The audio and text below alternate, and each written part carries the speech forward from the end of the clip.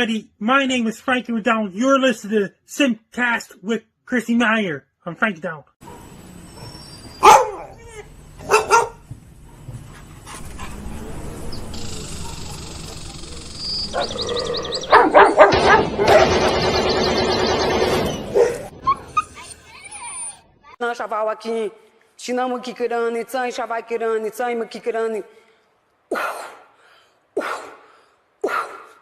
I want my baby back, Chili, baby back, ready. Caller, this is calls for Ayala. Hi. So. Hey, do you remember me? Who's this? Nick? No. Last name Gers. Nick Gers. I don't know names. I don't even remember my mom's name. Say it again. If you even tell me you're my mom, I wouldn't remember her name. Like, I'm really bad with names. How do you look? Will you say my name again? I don't even know if you heard me right. Nick Gers. Thank you.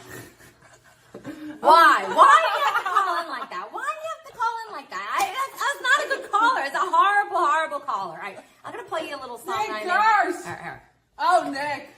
Me Chinese, me play jokes, me put pee-pee in your coat.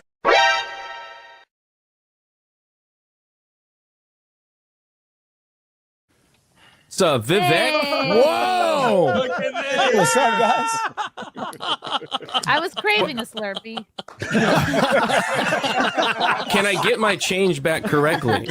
You know, we'll. I feel like a lot of us are conservative in the way that we just want to be able to say the N-word and it not really matter. That's all I want. Come on.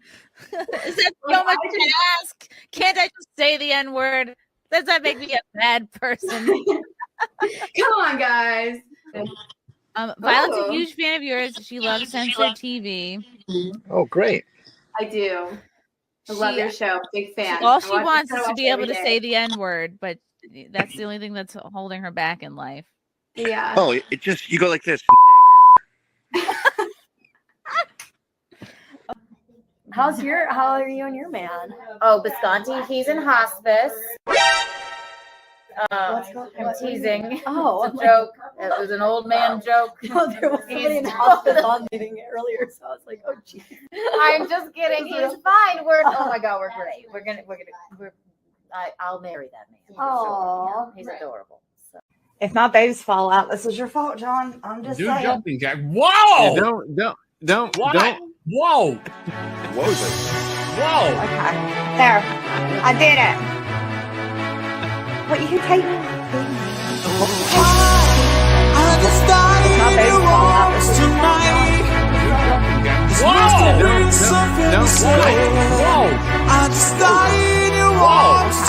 There. I did it. Are you winning, son?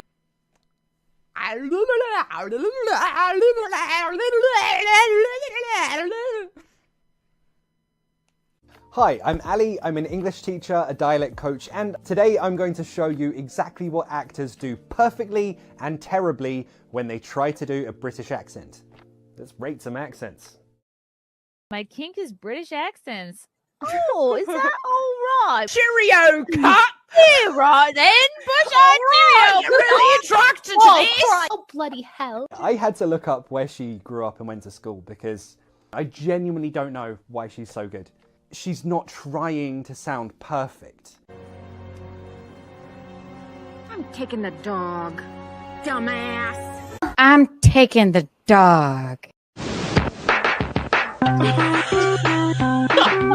He's just happy to have the attention.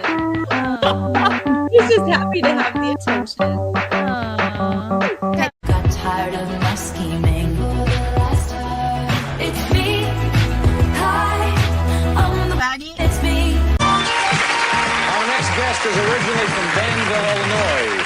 He enjoys cold beer and hot music. Says that he and his mom don't see eye to eye on his love life. And he claims that his job has cost him several relationships. Please welcome Robert Faggot.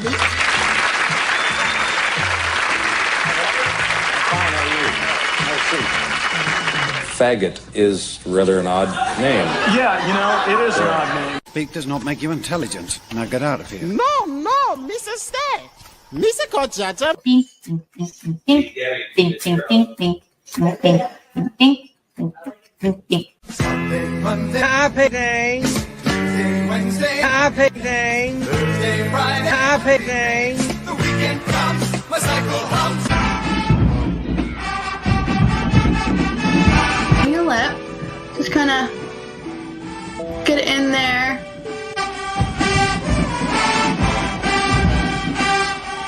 Fill it in a few different times just to kind of get a real deep color. And then kind of go in here at the bottom.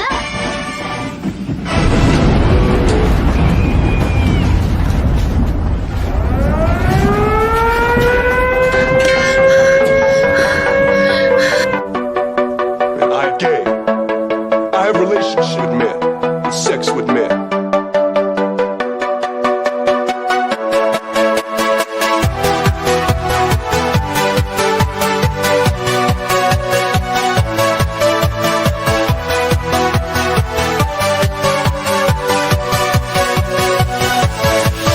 Yeah.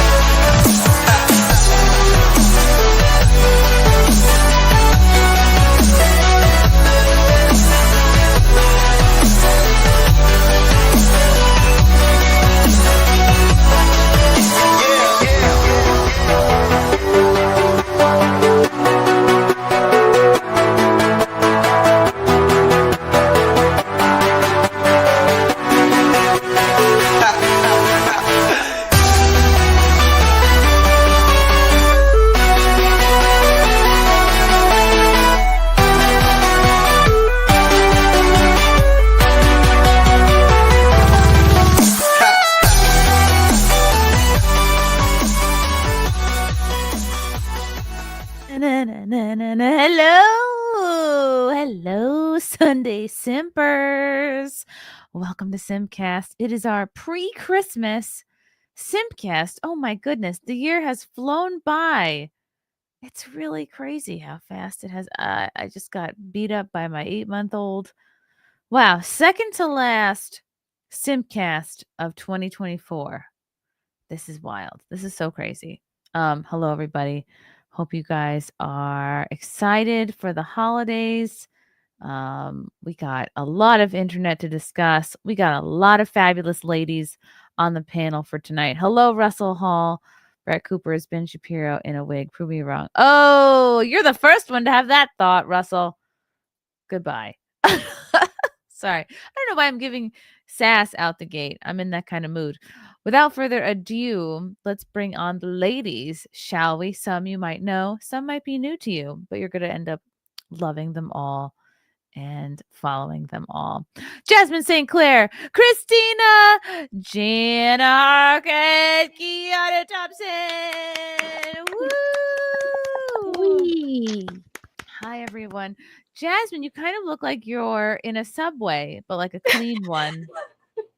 A clean one. Yeah, absolutely. I'm in a New York subway. No, I'm just missing my Trump calendar. That's like the last piece of decoration. You're like you're in a New York City subway, except one where people don't get set on fire. Exactly. I was like, Jasmine, we can't play that clip.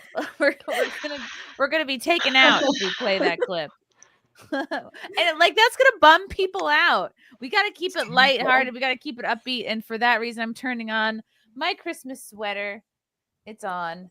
That's Ooh. right. Yeah. You guys Your nipples are flickering. You guys are very much worth the battery on the sweater. Yeah. How were you trying to save battery power? Yeah, I was rationing it. You know, I would do a little bit here, a little bit there. Sometimes I'd be in the presence of people. I turn it off. I go, you're not worth the battery power on this sweater. You know what I mean? And okay, my camera's a little bit high, but that's probably because I'll be pumping milk at some point in the stream. Hi, everybody. Hi, Keanu. I love your little Christmas eclipse. You know, I almost threw them out after I bought these with you at Kohl's, I think last year. Oh, that's right. I saw them. You know how I love to throw things away. Mhm. New clothes, I love it. Put it on the street, and I went, keep them. And when I went looking for them, I'm like, yes, I'm glad I have. I mean, throw them away. You can throw them away after Christmas if you really want, but to make it all the way to the end of December and still have them. Well, now I've worn them for 2 years, so I'm glad I kept. They're something special, and I don't think they'll ever be replicated. So I'm really glad. Until Claire's makes them again. Exactly. Hi, Jasmine. What's new with you other than waiting for your Trump calendar? Oh yeah, no, it's here. I just have to wait for the 1st of January. I have a ticket to the inauguration, but I don't think anyone else really signed up for that. Yeah, I'm so excited. Then I just have my live stream every Mondays. I'm doing my podcast. And by the way, I have had girls drop off at the last minute from doing my podcast after I became extremely vocal about where I stand politically. So finally it's happened. I'm so happy. Like, I don't want you on my show anyway, you buzzkill. Let's name names. Let's get it out there. Who do we hate on your right now? podcast, and it's the funnest podcast in town. And anybody that would drop off for you being vocal that's very untoward. So it's rude. It is. It was Amy something or another. You're like a cam girl. You should be freaking honored. I've even asked you to be on here. And another girl named Penny Barber. Okay. Yes. I don't know who they are. Let's spill the tea anyway. That Penny Barber. I know it. Yes. I don't know who that is either. But I always enjoy the excuses. Like I've been doing this for so long on so many different shows. And I find it is like, and I'm not talking shit because it's happened so often that it's just what I've experienced in my life. It's happened enough so that I can see a pattern. It's very much like women in the adult industry have a habit of they'll cancel last minute, and often they will say like, I had to something with their dog. The dog had to go to the emergency room. The dog, it was very ill. Or like they suddenly, had to throw up. They always involving a sudden illness, dogs, people, a pet. So nails. That's what this one did the last time. Oh, it's the only day I can get in to see my nail girl. Okay, fine. Then the next time, I forgot we're shooting content. Jasmine, somebody canceled you over getting their nails done?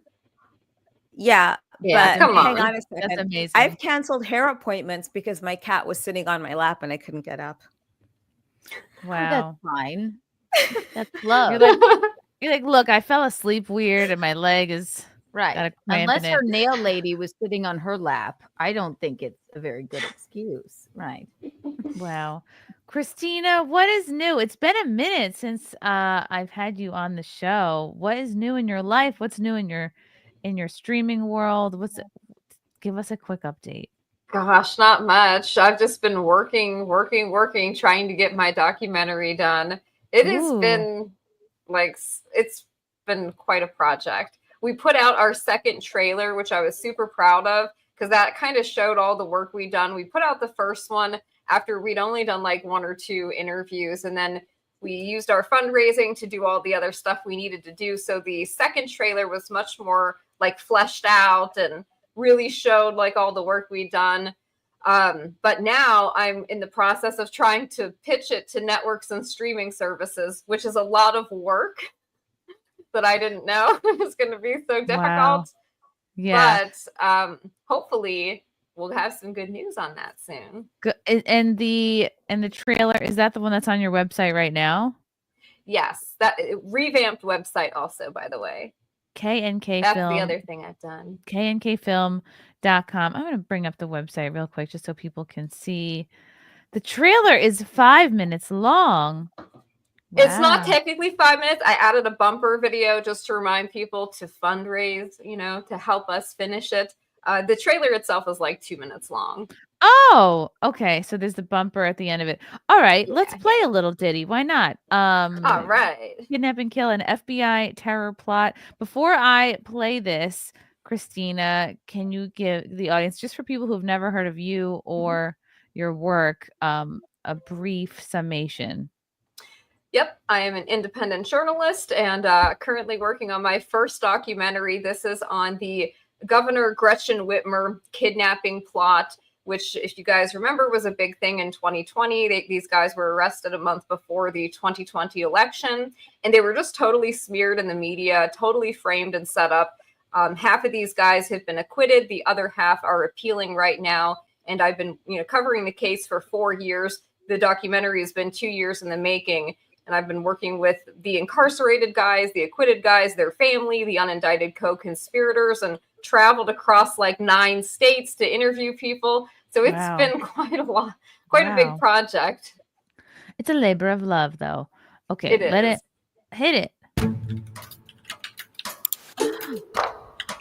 I'm hooked already. And we go now to new developments in the plot to kidnap and kill Governor Gretchen Whitmer.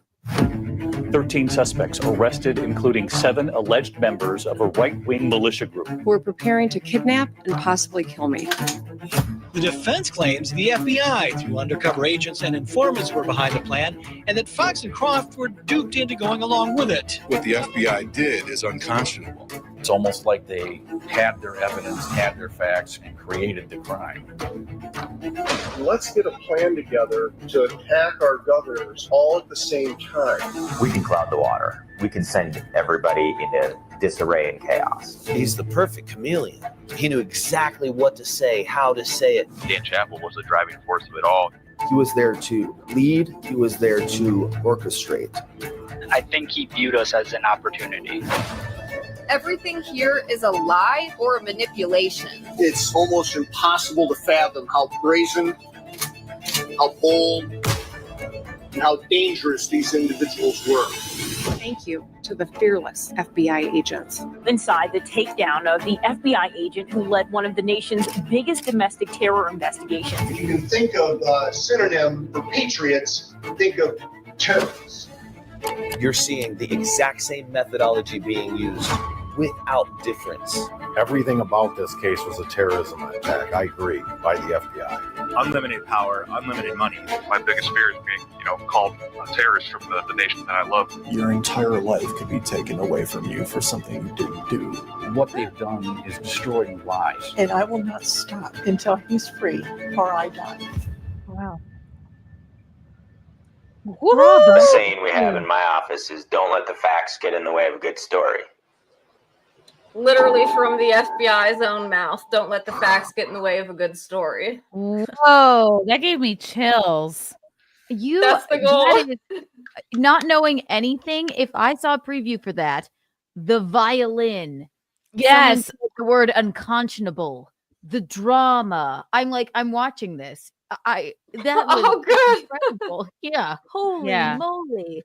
Very legit. legit. It's been a lot of work, and we have a lot of materials we're working with as far as the discovery goes. Like, there's going to be stuff in there nobody's seen before. There's going to be interviews with people nobody's heard of because maybe they had their house raided, but they weren't actually charged. So the FBI did that to a bunch of people. There's like 20 unindicted co-conspirators in the case, which is crazy. So it's a big story, and it was bigger than Michigan. They wanted it to be a multi-state plot. As you hear, Bill Ralston, the prosecutor, say it in the trailer, like, oh, they were planning to attack the governors all at the same time. Absolutely nonsensical. That was the FBI's plan, frankly. And so hopefully people get to see like who these people really are, get to hear their families and from the men themselves, which I think is the most important part of it, because they never testified at trial except the last 3 guys at the final trial. The other guys were all advised not to testify on their own behalf. So the only thing that was out there to show who they were is these little clips of them taken from like militia meetings and trainings where they're drunk and stoned and like, talking crap during the lockdowns. And they just like edit together this false story. And, really we have uncovered like, it's just what we have here is such a disgusting example of entrapment. Like, I really don't see any other modern case that parallels to this where you could say 12 informants, 3 undercover agents, and 14 guys charged. So you had more feds than actual people in this case, and they all come into it at different times and in different ways. You know, maybe their exposure to the feds was minimal, maybe it was not. So some of them, maybe they attended one meeting, one FTX. And so their story is different than like the founders of the Wolverine Watchmen, the group that the FBI took over. Wow. How? Oh Yeah, my God. So it's a big interesting. project. I know, Yeah. Jana, I don't want to make it seem like I'm ignoring you. Hello, Jana. Hi, Jana. Hi, Jana. Hi. Hi, how are you? How are you? What's new in your world? It's Christmas madness here. I have 2 little kids, so just, you know. Have you been okay? This has been a heated debate, and I have so many more questions for you, Christina, too. But I was like, I can't let Jana feel ignored here. Are you guys because I've heard the way that parents handle the gifts from Santa. Some say they wrap them. I was raised in a house where Santa wrapped the gifts. My parents wrapped their gifts. I continue to wrap gifts for kids that are from Santa. But other people think, no, Santa doesn't wrap gifts. Santa leaves gifts in a pile. And I've heard some people say Santa doesn't even say who gifts are for who. Santa just leaves gifts. Poof, be gone. Doesn't even say this pile is for little Jody. This pile's for little Drop Holly. them down the chimney. He sets them out in a display-like way. Right. But some people won't even write the name. Like, I guess I very much disagree with the camp of people who say that Santa doesn't wrap the gifts and doesn't even say who they're for. I've never heard of that. Yeah.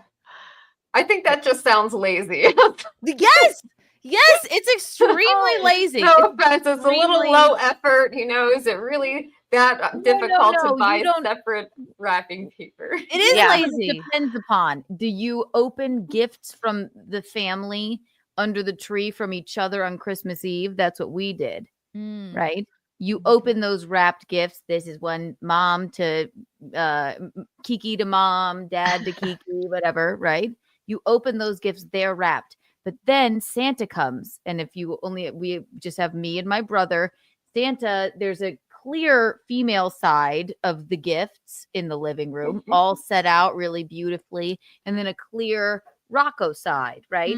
All set out really beautifully. Unless Santa's leaving gifts for everybody in your family, Chrissy, you just have one child, so he'll know they're his. No. Yeah, I'm not so much talking about like with the situation with my baby, but I've heard other people with kids, they don't wrap the Santa gifts and then they leave them all out, and it's up to the kids to figure out whose is whose. And I think that's absolutely insane. That's madness. Yeah.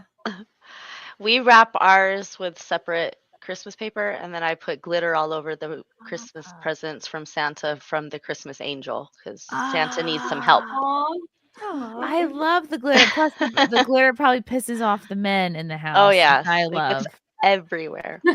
Yeah. Oh my God, my family was doing it all wrong. We had just displays. Santa just came and just did a display of Keanu, gifts. in your house, were the Santa gifts wrapped or not wrapped?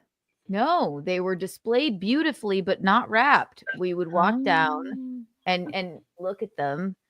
And then we would know what it was, but there was a lot, so we would just like fish through them. But no, not wrapped. Definitely not wrapped. Wow. Jasmine, do you remember if Santa wrapped or didn't wrap your gifts as a kid? He wrapped the gifts for me, and I left cookies out for him, and he'd have his cookies. Yeah, you gotta leave the cookies out. Yeah, it's fun to like open it up and see what's in there. I think it's the whole anticipation as a child, you know, unwrapping everything. So yeah, that's the whole fun is the unwrapping. You guys open gifts from each other on Christmas Eve though, like family gifts. Yes. Yeah, that's where we just one.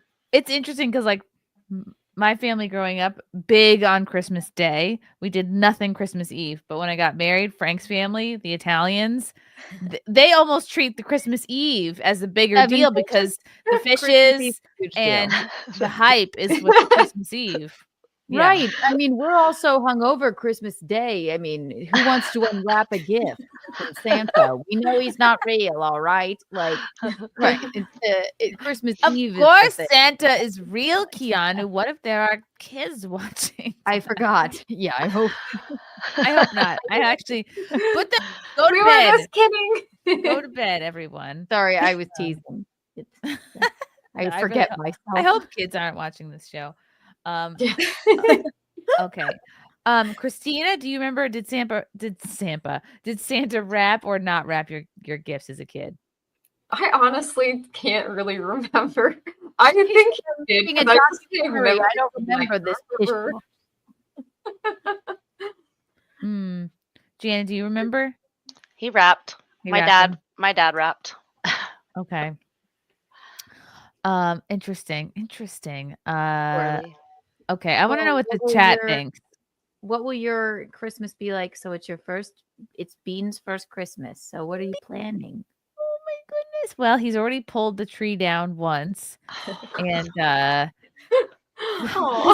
Frank was trying to have a whimsical baby by the tree moment, like showing him the ornaments, and he was like, "Aga!" And he just like took a branch down, and he really dismantled the integrity of the tree, because now it doesn't quite stand up straight no matter what we do to it. And we even ordered a new tree stand, sloshed water everywhere. At least the tree just didn't fall into his playpen. That would have been, because he would have eaten the needles for sure. Timber. And, so I don't know. I'm very much pro obviously Santa, but I don't know how I feel about the elf. I feel like the elf is a little stupid, and that's a new thing. They did not have that for us, like, millennial Gen X. There's no elf on a shelf. There was no like, oh, you have to move the elf every day. He comes after Thanksgiving and he has to move every day. The elf has to be in different scenarios. Oh, you have to put the elf in the sink and make it look like he's taking a shit. Oh, you have to put the elf with a pile of marshmallows. Oh, the elf tried to turn the oven on. Oh, the elf has a girlfriend. They're know gonna get this married. tradition. The elf on a shelf. Yes. It's too much. It's a so thing. stupid. I don't. Whose idea was that? Not mine, but we totally participate, and It it's was it's a just marketing. crazy. I'm sure I'll A have marketing to do it. thing. I'm sure I'll have to do it. But You will. It's another thing to do. It's another lie to keep up. To move the elf on a shelf. We never did it. But I just gather from what you're talking about that the elf on a shelf, you have to move it every day. Like The elf it is causes looking me- at you. Yes. The elf is Yep. watching you. I don't know, brush your teeth or something. And if you don't floss, he tells Santa. I don't know. The elf is supposed to be. It's Santa's Basically- spy, I Santa's- guess. Yeah, he's gonna narc Santa's on you. private investigator, but tiny. Okay, I get it. Exactly. And then he I'd goes back so to the rather North move Pole. the little doll elf on a shelf like around Eugene all day than wrap any gift ever. I'd be like, that's perfectly fine. I'm like, I'll put this bitch up here somewhere so that Santa, knows what the kids are up to. I don't know. I'm gonna be like, the elf got into the wine. He's gonna do all sorts of. I will probably get into it and think of hijinks and make a zip line for it and stuff like that. But Zip line like it's in Costa Rica. yeah, I did that with Christmas lights 2 years ago. Oh, that's cool. Yeah.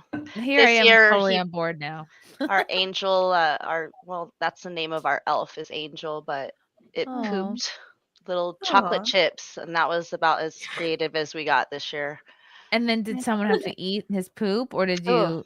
no, we threw them No. away. Okay. Yeah, they were contaminated. They were on the toilet.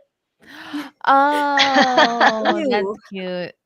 See, the elf, he got close, but not close enough. They don't toilet train these elves over at the North Pole. They're a little that's messy. cute. That's cute. All right.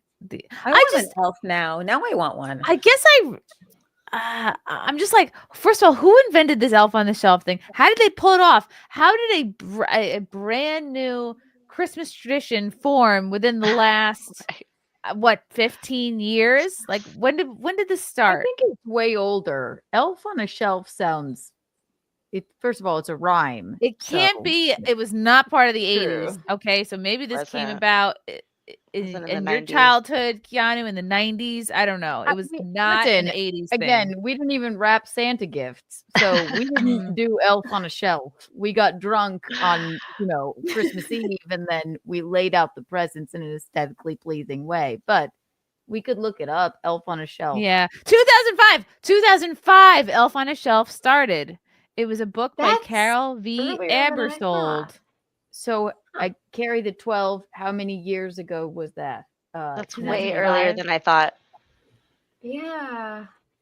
That was a little older. I guess than I'm a that. little annoyed. Like who had the power, the marketing genius to create a literally nationwide, if not worldwide, brand ass new tradition? You know what I mean? Like that's Sneaky.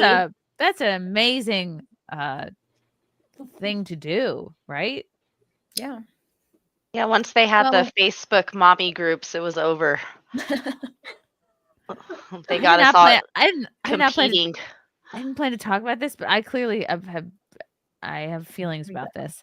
What's the Elf on the Shelf story? Here's the beloved Christmas tradition originated. This is like how you don't like sneezing because you think it's a waste of time when it is takes seconds. It is a waste of time. It's You're rose. I hate sneezing because you're in no control of your body. You just have to throw your hands up and you're at the mercy of whatever your body wants to do during that sneeze. 2 seconds. You could just move the elf. It doesn't. Sometimes it's 2 sneezes, sometimes it's 3 sneezes, sometimes you go and you just sit there with your face like, and then sometimes you lose a sneeze, and like how long do you have to like wait? It's like very frustrating. Yeah. Wait for it to come back down. I really hate sneezing. So even Santa Claus gets by with a little help from his friends. Oh. Although he sees you when you're sleeping and knows when you're awake, Saint Nick relies on some intel from his trusty elves, officially known as Scout Elves, to determine if you've been really bad or good.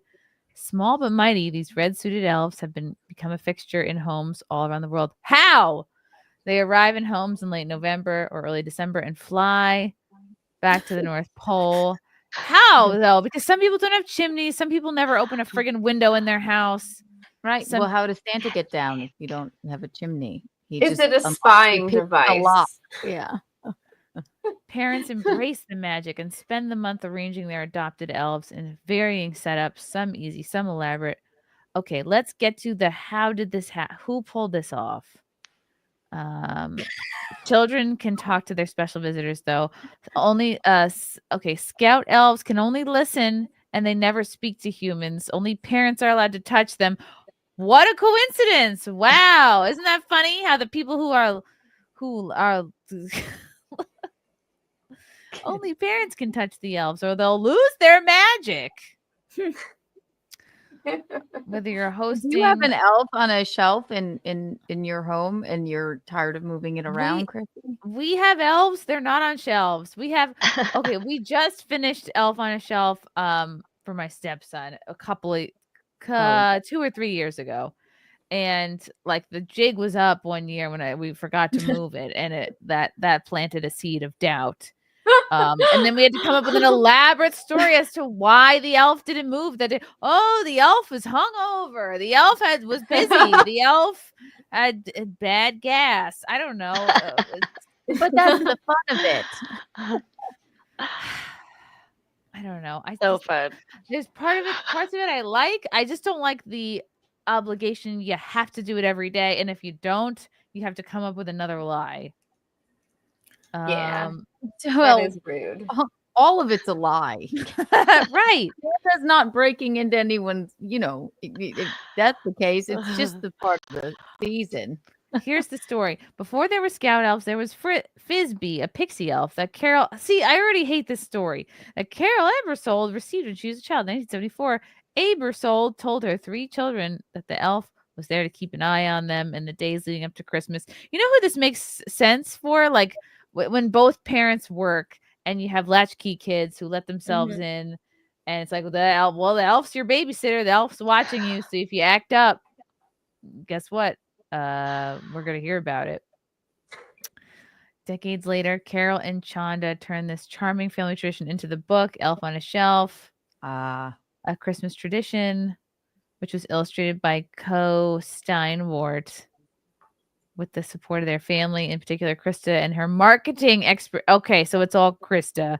She had marketing expertise. The book accompanying The Elf debuted at a book signing in Marietta, Georgia in 2005. Wow.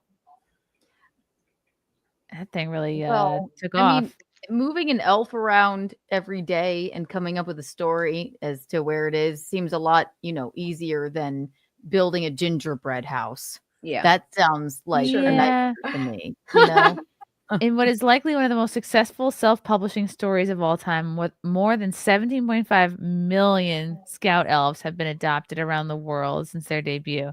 Wow, they're probably millionaires now.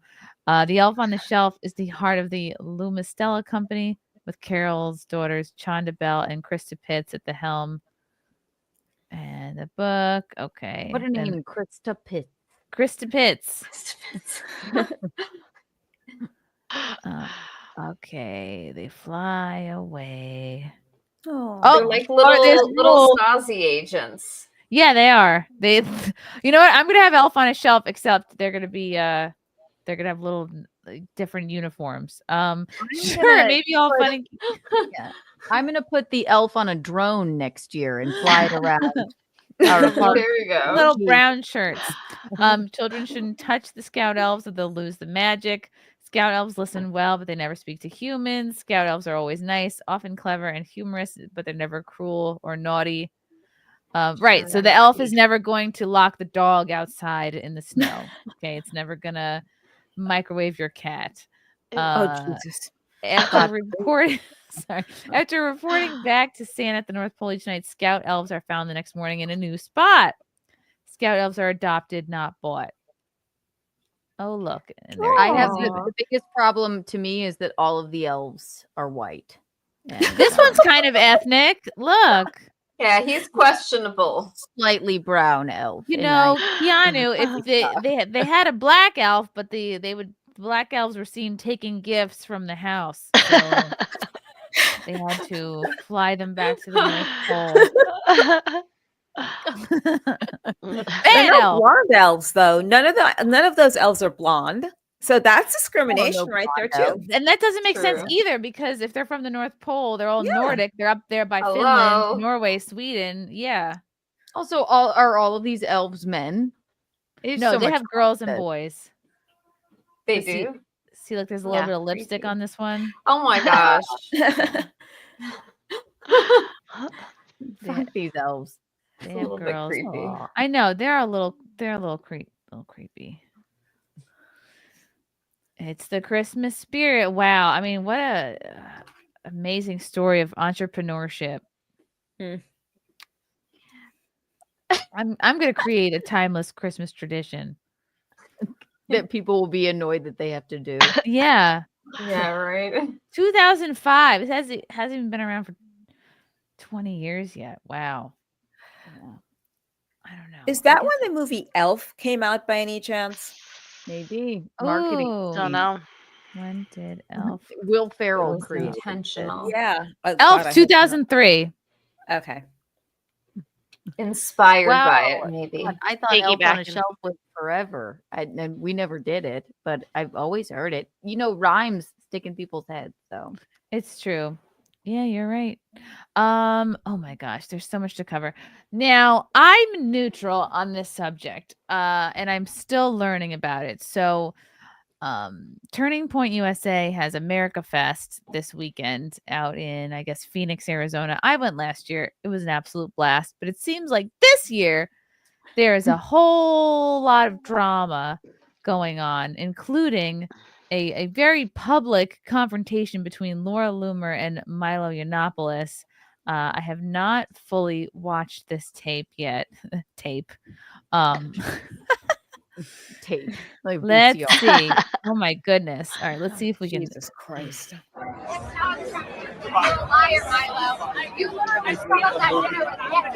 Story. What did I hear? That they're apparently both suing each other. chat. Oh God. It's out here. Jesus. If anybody is up on the tea between these two. But I noticed there was some bickering on Twitter. And now this fight. You're a fucking drug addict. Okay? You are a fucking loser. You're a fucking drug addict. You're being my Martin. Guys have so much IQ. You guys have so much IQ. You guys can join forces and take over the world. You have followed this country. This guy obviously it's very Look at his uncomfortable. outfit. Very uncomfortable. He looks At like least he's dressed from fancy. Hamilton. I think he's like smiling through the pain. One of these people who's uncomfortable having people fight. Like maybe his parents fought. Like I'm one of those people. Parents fought a lot in the house growing up. So when I see people yelling at each other, I go my heart just starts beating really fast. So maybe he's just also correct me if I'm wrong, and I'm not very good on this subject, but did Milo go on Alex's show and say some rude things about Laura? Alex I think Stein? so. Courtney says they're not suing each other. so. She claims he's lying about her. Something about him getting her to leave the Trump family alone or something. Interesting. Okay, Courtney, I sent you the link if you want to jump in. Don't talk shit about me online and then run and hide in the corner. Everything I said about you, I'm happy to say your place, but I'm not interested in you living, which is Oh, I wish there were subtitles. Right. We need a. beneath my dignity. You guys are best friends. It is beneath my dignity. Okay, you don't have any fucking dignity. You're a fucking piece of shit. You're a liar. Okay? I wish you the best. He wished her the best. That's all I heard. I wish you the best. I wish you the best. Yeah. That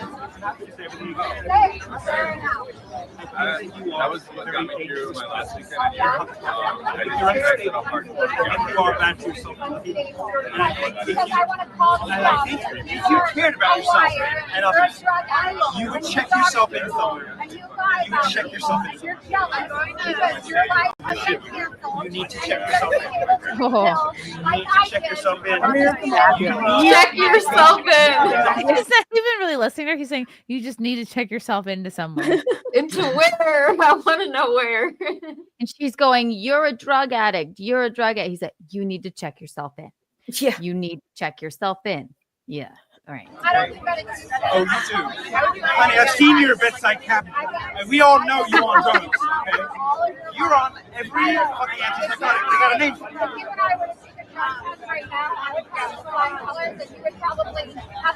Is it the bouncer? Oh no, these are just guys walking past. This looks like some kind of after party outside. You're gonna die from a fentanyl overdose someday. That's what's gonna happen to you. You're such a miserable piece of shit, and your sorrows are gonna bring you to the grave. I was mean. That's what's gonna happen. But in the meantime, I win. Ooh. What did he say? But in the meantime, I win. Goodbye. Yep. Getting sassy. Oh, now she's walking after him. Oh shit. That means, yeah, you should. Ask him to choose. You might not like those.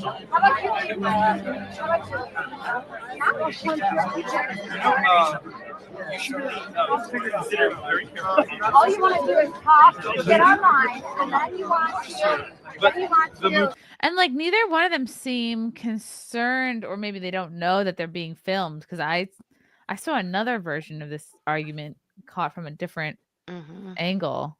I highly doubt that he doesn't realize he's being filmed with the way he's He's looking right at the person. Oh yeah. And she probably does too, or else why would you start a confrontation like this? Exactly. Of course. Yeah. Mm-hmm. Clearly no You are in a situation now where you can only hurt and you can't help it.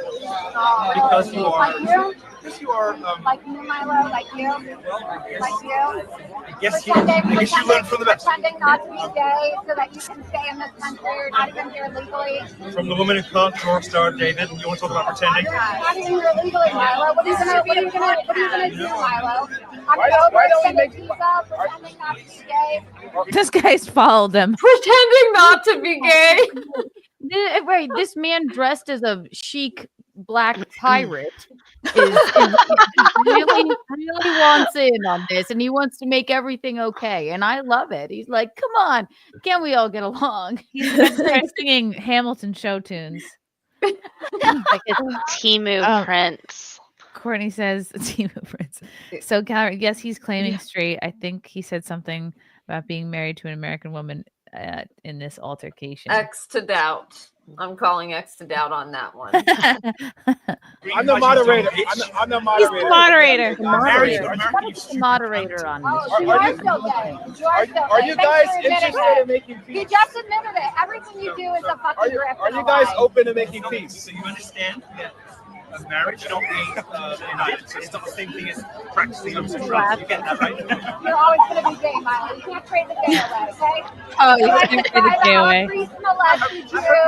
I'm gay because it's very straight to me.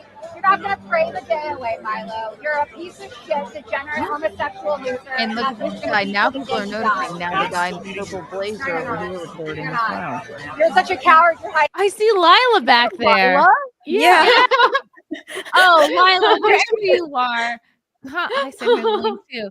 We need Lila because if she saw this fight, yes, she's right there. Right. Oh my gosh, that's funny. That's Lila, isn't it? Yes, that's absolutely her. Oh my god. Such a coward for hiding behind a fucking garbage can, talking shit about me online. Yeah, you were hiding behind a garbage can. Oh, yeah.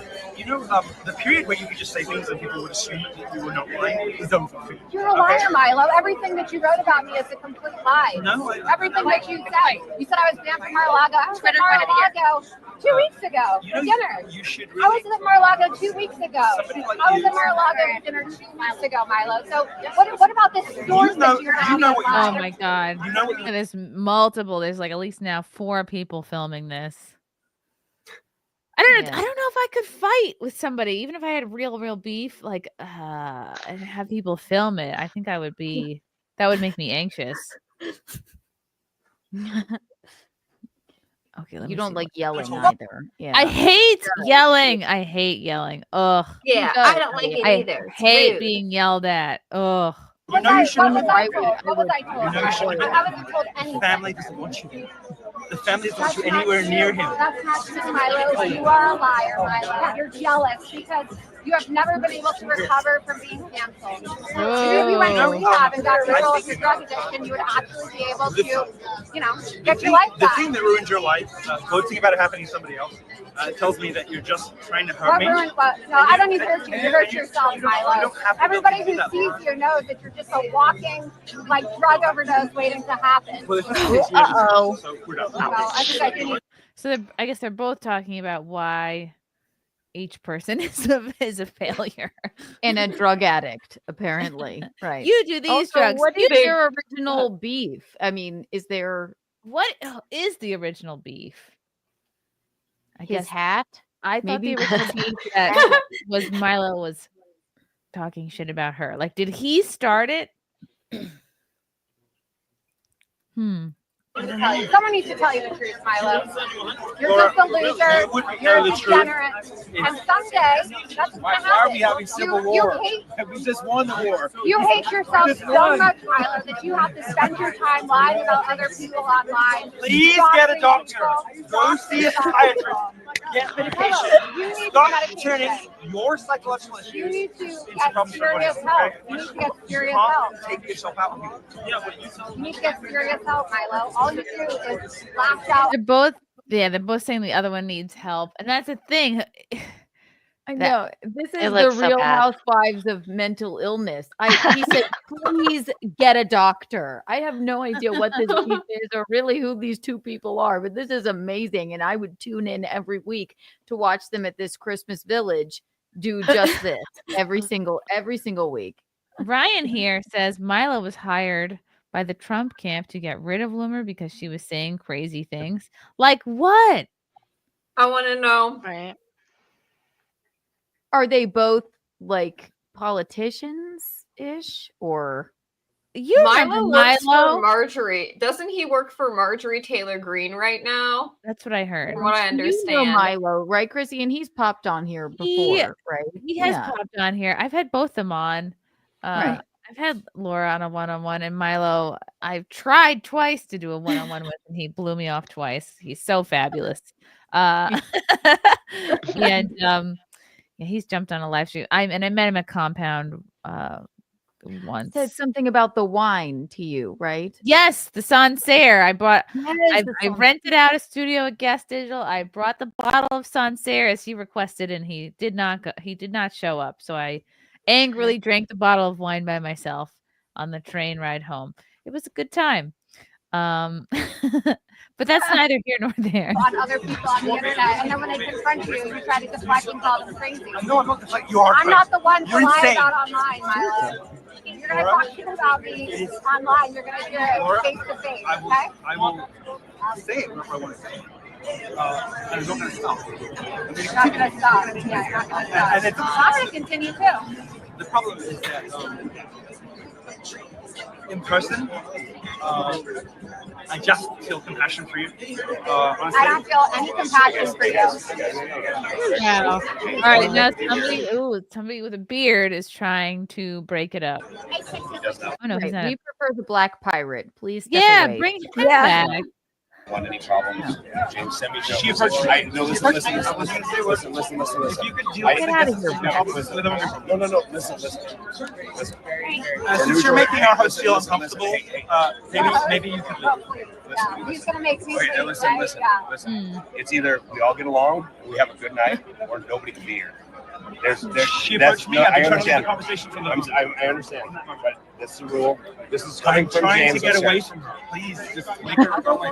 Go away. One goes upstairs, one goes downstairs. I will be downstairs. All right, go.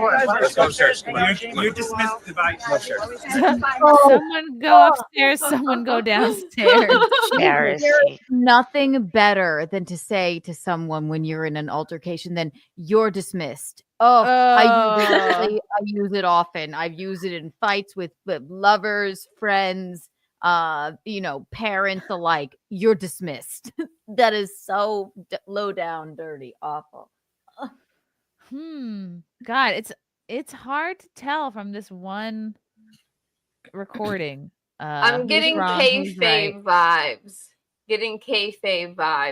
I'm thinking they're both wanting attention. You're probably right. Yeah. It's because so trashy, these two though. used to be best friends, They did? and yeah, they used to be pretty close, and then they had this falling out. And I don't know how much of this cattiness is real or put on for the cameras here, because now they're getting attention on the internet out of it. But like listening to their insults, they're just saying the same thing to each other. It wasn't even that creative. I feel like it was a low effort. Low effort. Yeah, you're on these drugs. You're on these drugs. You're a drug overdose waiting to happen. Yourself in. You need psychological help. No, you need psychological help. You're a liar. Exactly. You're a liar. No, you. Look, let's come together and agree that we both need help. Christina, maybe this could be your next documentary. I would watch it. We'll deep dive into it. Maybe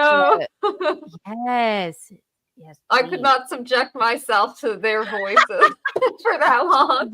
This shit doesn't matter with these two lunatics, Keanu. Changing the world. Let's see. Gosh, I'm looking at the chat. What does the chat think about this? Don't trust either of them. Let's see here. Let's see here. Oh, you can't be petty. Thank you for the 5. Hey, Chrissy and Keanu. Merry Christmas from Caitlin and Dad from your Tampa show, if you remember us.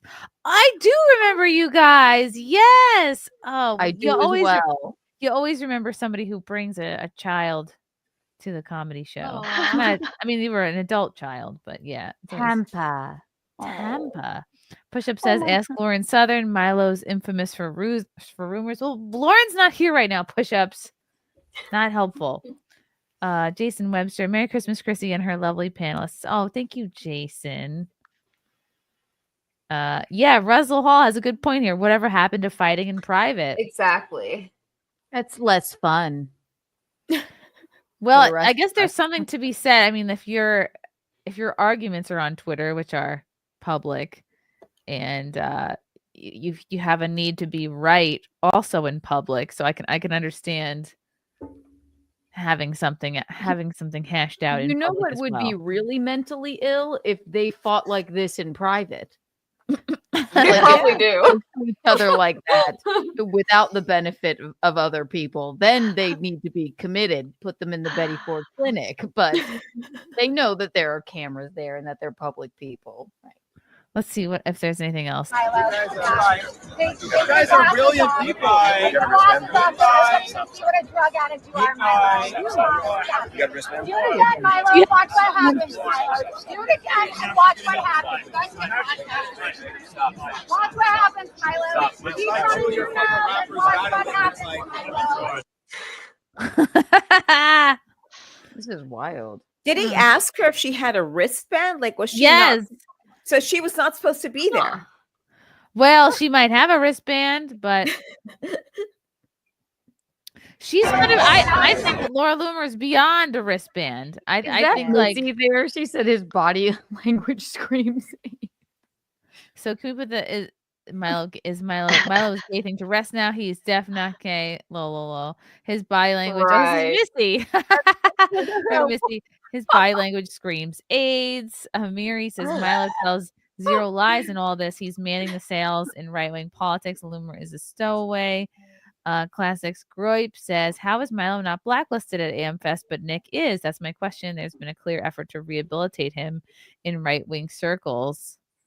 I don't know about that. I think it seems like he just is continuing to try, I guess. He's funny in a bitchy way. I agree with that. He is funny in a bitchy way. Is it so? Are they both on the same sort of side of politics? Even Yeah. Oh, yeah, for sure. Yeah, I'm telling no left wingers other than a Chank go to AmFest, and apparently Chank got a standing ovation simply for just being there, for just showing up. For just I can't stand him. I'm sorry. Why are we like, oh my God, Chink, greeting him with open arms here? He looks like you a were potato. saying a slur. You're not. You're just no. I'm like, what? Oh no, Chink. That's his name. It just sounds like a slur. Tank Uger, Kiki. Okay, Chunky yogurt. From the Young Turks. Here we go. This is from Gays for Trump 24. If you're at AmFest and giving Cenk Uygur a standing ovation, you are an embarrassment. Stop falling for anyone who says you're pretty and maybe agrees with one thing Trump believes. He is not MAGA. He is not one of us. He is not on our side. I guess this is Cenk's entrance.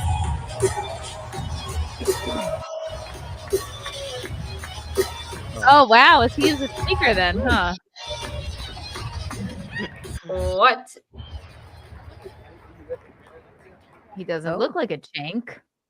Cenk, welcome. Looks more like a chunk. Thank you. Thank you for that warm welcome. I appreciate it, guys. Thank you. Oh, come on. Interesting. He's a clown. Or maybe they're excited, like someone, I don't know. Maybe they are excited to see somebody from the other side there.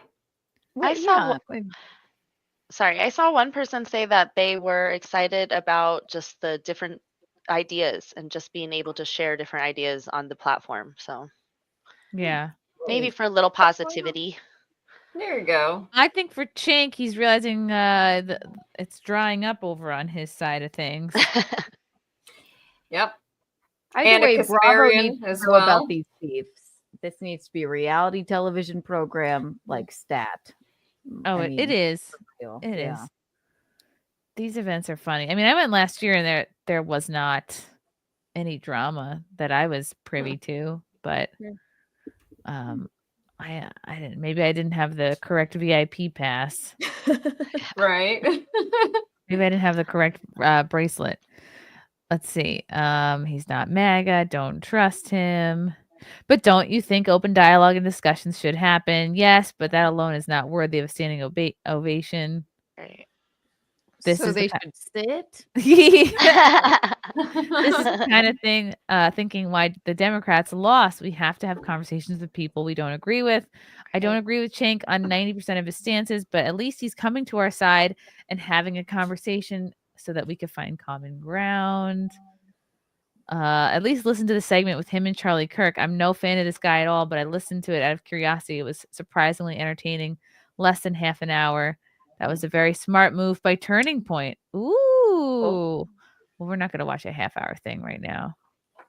But you know what? Yeah, I guess I feel I don't love Chunk as a personality, but I'm not a fan of his. But I am for open conversation from people you don't like, don't agree with. Of life, right? Yeah. It's cool that he went there, and even though it's a sea of people that disagree with him, I mean, that was probably one of the biggest events because they're like, let's go not stand for him, but they still did, Yeah, I talk to everybody. Like, right. I think it's a good idea. Absolutely. Breeze thinks he's doing it to kiss up to Trump, and he's a grifter. Possibly.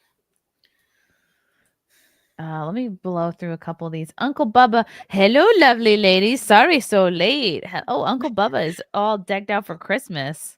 You are looking. It looks like your mighty beard fur is made of the same thing that your beard is made up of.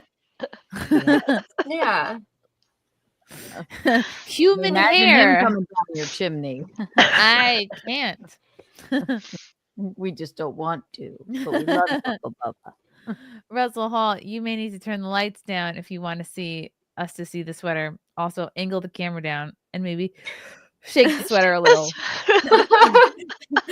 It'll run out of battery. Hold on, let me turn it back on for a minute.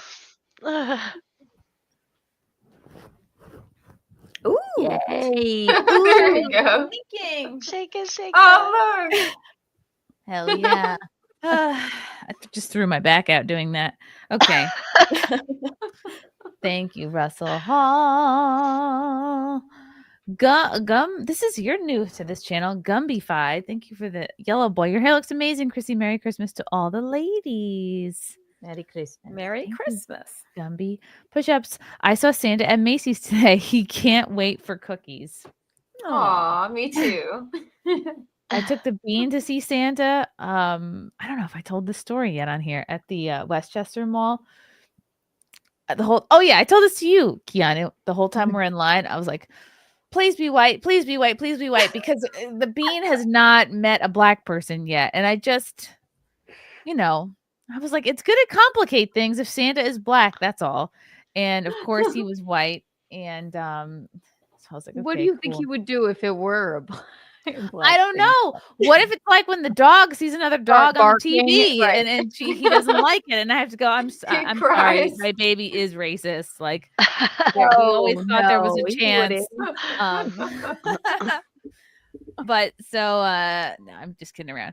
But so he loved Santa. He couldn't stop like looking at him and like touching his beard. Aww. And he was so sweet. And it was Those like pictures are so cute. And then the Santa immediately starts going into tales of his divorce. Like, cause I posted down. I'm like, oh, I want to get in a picture too.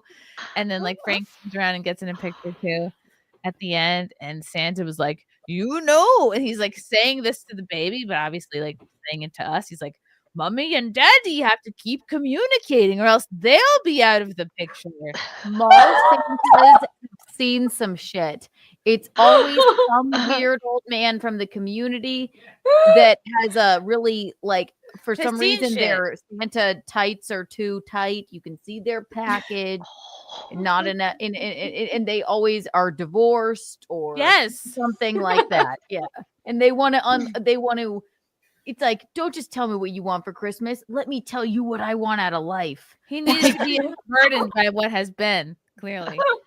And he's like, Mommy and Daddy need to keep talking. And I'm like, we're good. We've been together like over 10 years. Like, well, I think we're gonna make it, like, oh, good. That's what happened to me. It's like, could my daughter. I am now Santa. Thank you for your marital advice. And he's like, Move all I along. want is my daughter to give me a grandchild, but she won't do that.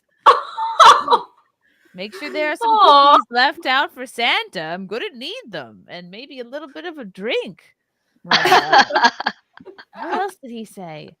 He said, I said, do you keep that beard up all year long? And he said, yes, I do. He's like, the ladies like it. And he said, whenever I date somebody, he said, I always say to the ladies, like, I hope you're okay sharing me with another man. And that man is JC.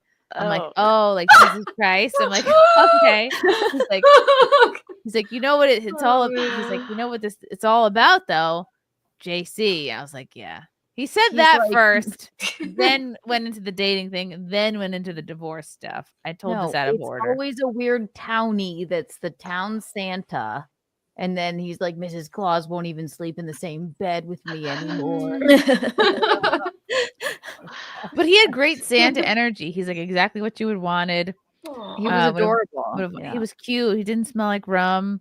Ugh. He was like, they had a fan pointed, they had like a fan going, like pointed right at him. I'm like, is this so that like the kids can have their hair blowing like a glamour shot, or is it because Santa's like sweating his balls off in this suit? Ugh, that's gross. I can smell that. Yeah, and then I feel like, I don't know, we really connected with this mall Santa, and I was like, can I tip to Santa? Is this customary? I just felt like I really needed to tip to Santa. So I went back and I like tried to hand him a 20, and the wind from this wind tunnel fan, this huge fan that was going, took the 20 out of my hand, blew it away. And I yelled, oh shit. And I went and I yelled it basically in a kid's ear as I'm going to like chasing after this $20 bill. And I'm like, I'm sorry. Fuck. And I'm just like cursing, running after a $20 bill, like just running in front of their photo shoot. It was good. It was a good time. I eventually pictures came out great. I eventually tipped the mall Santa, and the pictures came out good. I did create a little bit of a scene though. He didn't smell. No, he didn't. But I didn't really like get my face in there and, but from sitting next to him, unloaded all of his trauma with his wife. He did. On you. I just have one of those faces where people like to tell me things, which I like. I agree. Yeah. It makes for a good first Santa story. Anyway, so Santa's going to be coming on the podcast next week. I wish. I was like, his name is actually Gary. I wish. I would love to have Gary Santa on the show. Let me blow through these. Oh my God. Santa ever get gropey with any of you? No. Not gropey. My only Santa story is I found a Santa suit in my dad's drawers one year. And that was like a little upsetting. I think that was how I found out. What? I think that's how I found out he wasn't real. That I found it because I found a Santa suit in my dad's closet, or no, his drawers. They should have lied to me. They should have said, "Oh, it's just part of our foreplay." Did your dad dress up as Santa and come hang out with you every year? No, I don't remember my dad ever dressing up like Santa, but maybe it was their foreplay. Why did he have that costume? He was coming down a chimney, but not the one I thought. Right. With packages. Danny, the package. Daniela, Christina reminds me of Kristen Bell. Who is Kristen Bell? She is actress. She's lovely. Oh yes! Oh my goodness! You are. You are. Yeah, she's really cute. She's in. I approve then. She was in. Oh my God, so many things. Wasn't she in Buffy? Forgetting Sarah Marshall. Forgetting Sarah Marshall. Yeah. She's in the new show called Nobody Wants This. She's lovely. This girl. She's cute. Yes, she is. She's cute. You are like her. Bottom line, it's a compliment. I accept. Compliment accepted. Russell Hall. So you convinced your kids that chocolate chips are elf poop. Santa goes around every year eating fetish poop cookies. That won't cause problems later. Are you calling her a bad mother, Russell? You're banned. Push-ups. Least of our worries. Quiet, fake Kiki. Real Kiki believes in Santa. Oh, excuse me. How could I be fake Kiki? I'm here. It's me. Neanderthal 2020. Thanks for the 20. Wow. Thanks for the orange boy. K Max. Thanks for the yellow boy. Jasmine St. Clair's view of Lily Phillips in the UK and her goal 1,000 different guys in 24 hours. I do not think she will achieve this. The panel's view, even the 100 challenged her greatly. Here's what it is. What was his name or her name? K-Max? Okay. Lily. Oh, K-Max. Yeah. Okay. So number one, it's physically impossible. It's all a sham. Okay. And sorry to sound like an ornery bitch. Not with that attitude. Yeah. Okay. Anyway, she was crying about it after with her crocodile tears. So she's just at that point an attention-seeking weirdo because maybe she didn't get enough of a boost when she did the 100, so she had to turn it into this whole like emotional thing. So if your emotional health is seriously at risk and you feel that bad about it, why are you doing 1,000 people allegedly? Or go get help. It's so odd. Yeah. Well, if you're not going to get help, then go to fucking Switzerland. They have clinics for people like her. Ooh, you seem very fired up about this, Jasmine. No, because I can't stand this whole thing where like, okay, you're going to do your thing. Great. Own it. Awesome. Right. But then you go in and crying, oh my God, my health. I can't believe I did this. Okay. Yeah. All right. So do you think she was fake crying or do you think she's fake enjoying it's all crocodile tears? Because come on. Obviously, if she's that upset about it, would you want to go back and do the same thing again and multiply it? Right. Well, it wouldn't be the same. It would be more, but you're spending less time with everyone. So maybe that's better.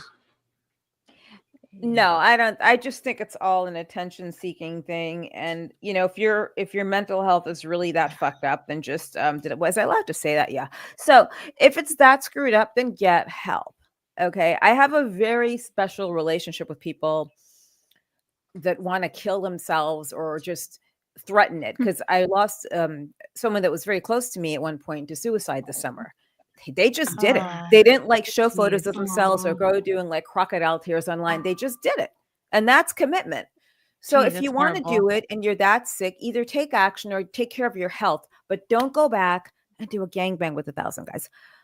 The last person that held that record, it was allegedly 600. But no, you cannot do this. And I put money on it that in 20 years from now, no one's even going to remember this poor girl. Poor girl. No. Yeah. 100 was way too intimate for her, I think. It's too much. She feel bad. It's too much. Yes. A lot of the men made her feel bad about not getting to, finish or not getting their whole 5 minutes because some of them only needed 2 minutes. Then go home and jack off or something. My God, it's that simple. Don't complain. They should be happy. They should, right? Yeah. I get to, at least put a tip in with no pun intended, with like the girl of my dreams. But that was hard to watch when she was wiping the tears and ejaculate from her eyes after the fact. Do you think those were? I don't know. I thought those tears looked pretty real to me, Jasmine. It looked like she was having a real breakdown.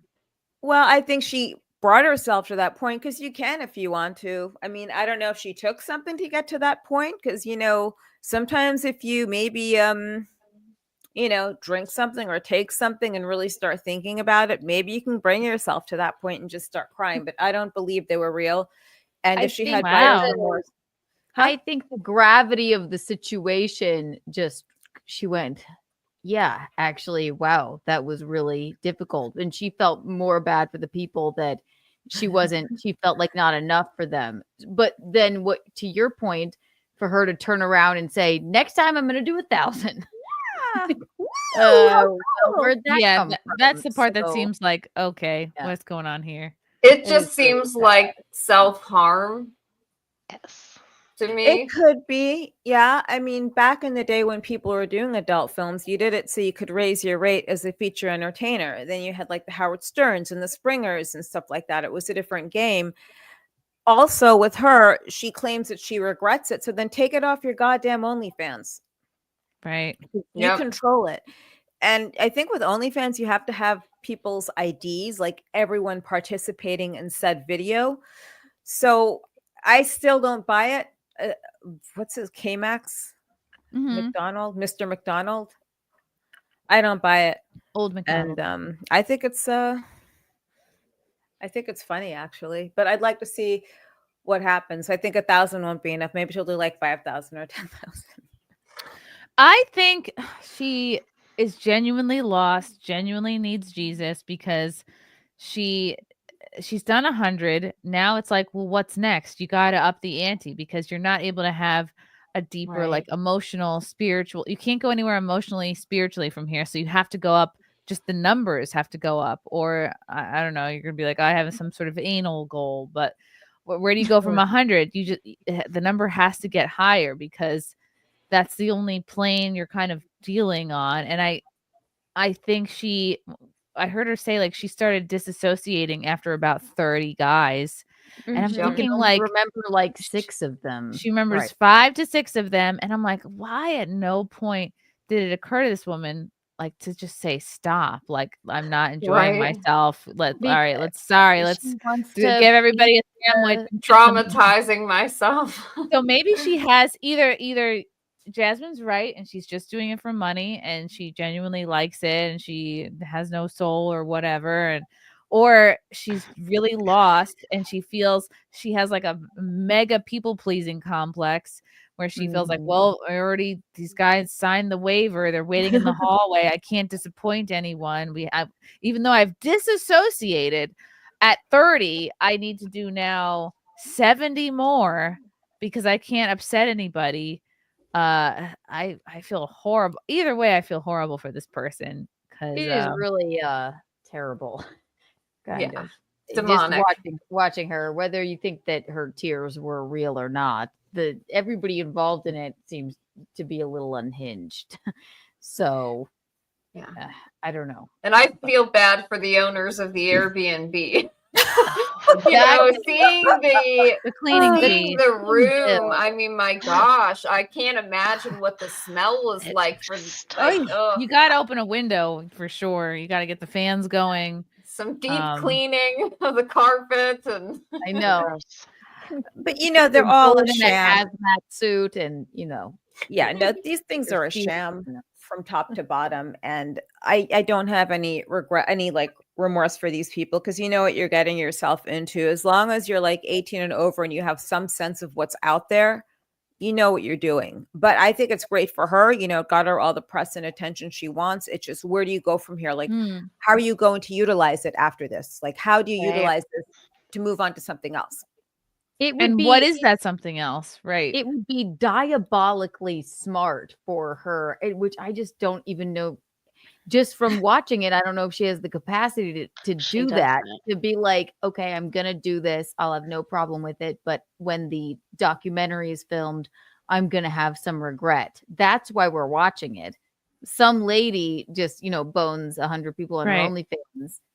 So I don't know. She's either the best actress of all time or something is amiss. Yeah. I think you have to this is going to sound really judgmental. I think you have to be a professional porn person. I think a fair amount of disassociation comes with the territory and the job. Like, for you to get to a point where like you're doing this for a job, you have to emotionally, spiritually cut off from the people that you're doing the most special act with. I think that comes with the territory. So I can understand like, oh, you're like, maybe you shoot a ton of scenes in a day. Who knows? Maybe you do 10, 20, that many guys in a day. I think you can physically get to 100, but then maybe when she was talking to the documentarian, it's maybe finally hitting her. It all just crashes down. What she's done.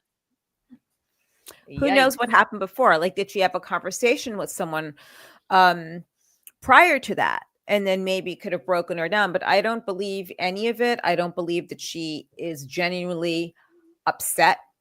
Because why would you jump from 100 to 1,000? That is like such right. What about 500? What happened to 500?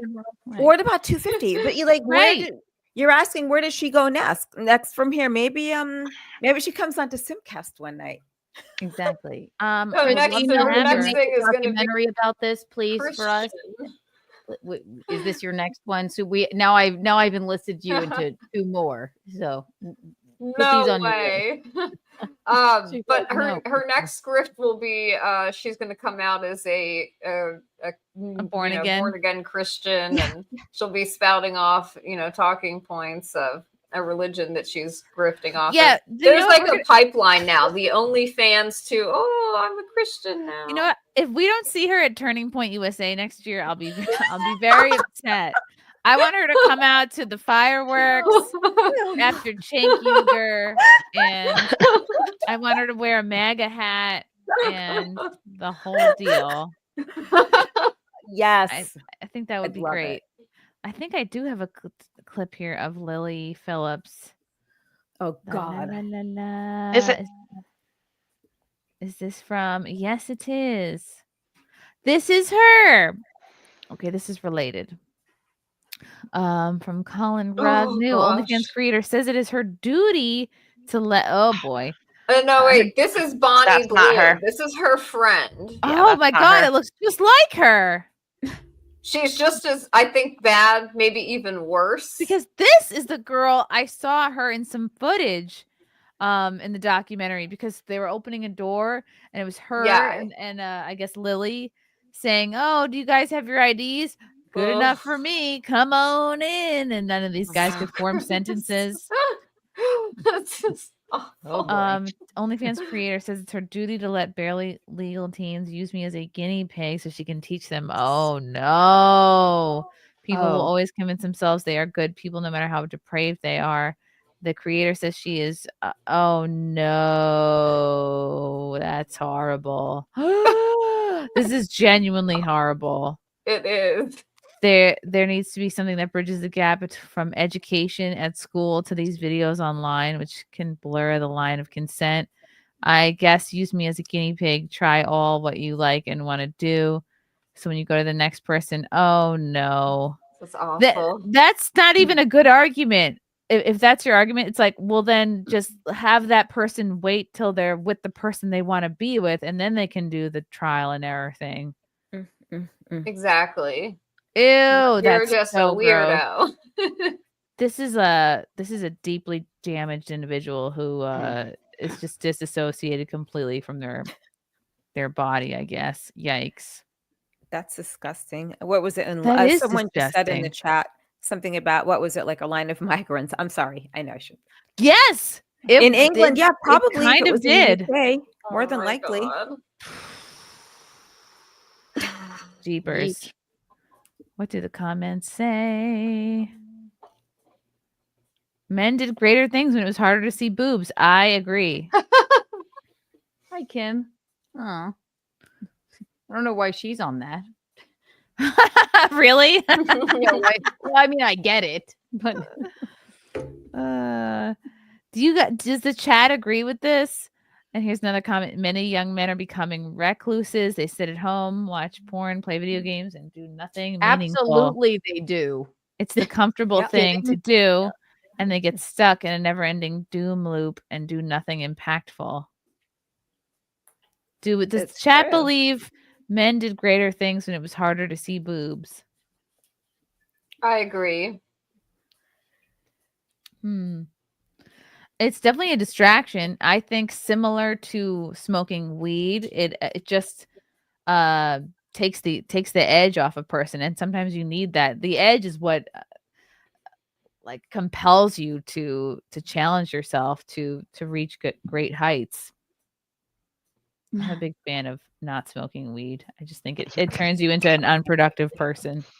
I wish I were cool enough to smoke weed. I can't. I'm like, and the smell. Too anxious. Yeah. I wake and bake every day. So. Really? Okay. tell me why I'm wrong, Tana. I literally I have a pipe loaded right by me because I love it. I saw the other Keanu smoking a cigarette, and I was like, I might have to join. So sorry. Yeah. See, I know. all This relaxes me. Weed. That I'm like, I wish I could just wake up and quell my anxiety with. But if I smoke weed, I'm that person that's like, my throat's closing up. Take me to the hospital. Like, terrible. But it's not. It's the safest thing you can do. It's far healthier than cigarettes or booze at all. But you just have to be the kind of person that can do it. Yeah, definitely. Do you think, Jana, it's not something that makes you feel less motivated? I mean, a little bit for me, but not really. I've been smoking since I was like 12, 13, something like that. I'll be 40. I'll be 43 next month, so a long time. No way. And you look super young, so maybe it's the fountain of youth. It's the cannabis, yes. Interesting. Okay. We have mixed feelings on this. I agree with you, though. It does take the edge off sometimes, and that's not good. How does a 12-year-old get weed? I had older friends. Okay. I was a bad kid. How do you feel about people that say that they are California sober? Like they don't drink, but they smoke weed. Is that sober? Or?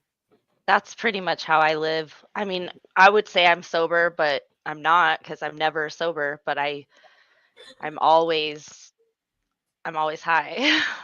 I wake up and I consume cannabis. I consume cannabis before I go to bed. I consume cannabis all day long. But that's the healthy high. Weed won't hurt you, right? So, like, I don't think that that's a horrible. How do you function? Yeah, how do you get anything done? I mean, I do everything that anybody else would do. So for me, it's just I prefer to feel this way. I prefer to be a little slightly buzzed, a little high. Well, it could be attributed, like people take antidepressants every day sometimes. That's true. That's right. True. Yeah, it totally depends on the individual. On your setting, right? You're like your default setting. Yep. Right. My God. If you just happen to be like default wound a little bit too much, then yeah, like if weed helps you to just feel normal. Exactly. It slows the voices in my head and all of that, I can slow down a little bit and actually think. Or you know what? Better than you taking, Xanax every day or whatever. Yeah. Yeah. Yeah. Exactly. True that. Definitely. All right. Jason Webster, life isn't for arguing. Make memories, not enemies. Tell that to Milo, Jason. Make memories, not enemies. Laura. We love a rhyme. Gabriel Knight, did you have a chance to see Dave Landau and Kill Tony? No. How was it? How did he do? Is there footage? Did you know about this, Keanu? No, I didn't, actually. Love Dave. I love Dave too. Okay. This is a sketch. Was he a judge? I guess. No. I think he was a judge. All right. Well, I can't watch the whole thing. Wow. Okay, good for him. Oh, nice. Very nice, Dave. Cornelius Buttknuckle, thank you for the orange boy. If Santa isn't there to work off community service hours and doesn't smell like Rumpelmans, is he even qualified to be a mall Santa? Honestly, no. Rumpelmans. What a great job. You gotta keep communicating. You gotta tell your mommy and daddy to keep communicating, okay? That's all I want for Christmas, unlike me and my wife, Mrs. Claus. No. No, it sounded like he was very much still on the hunt for Mrs. Claus. Oh God. For the next one. The next one, yeah. Deranged lunatic.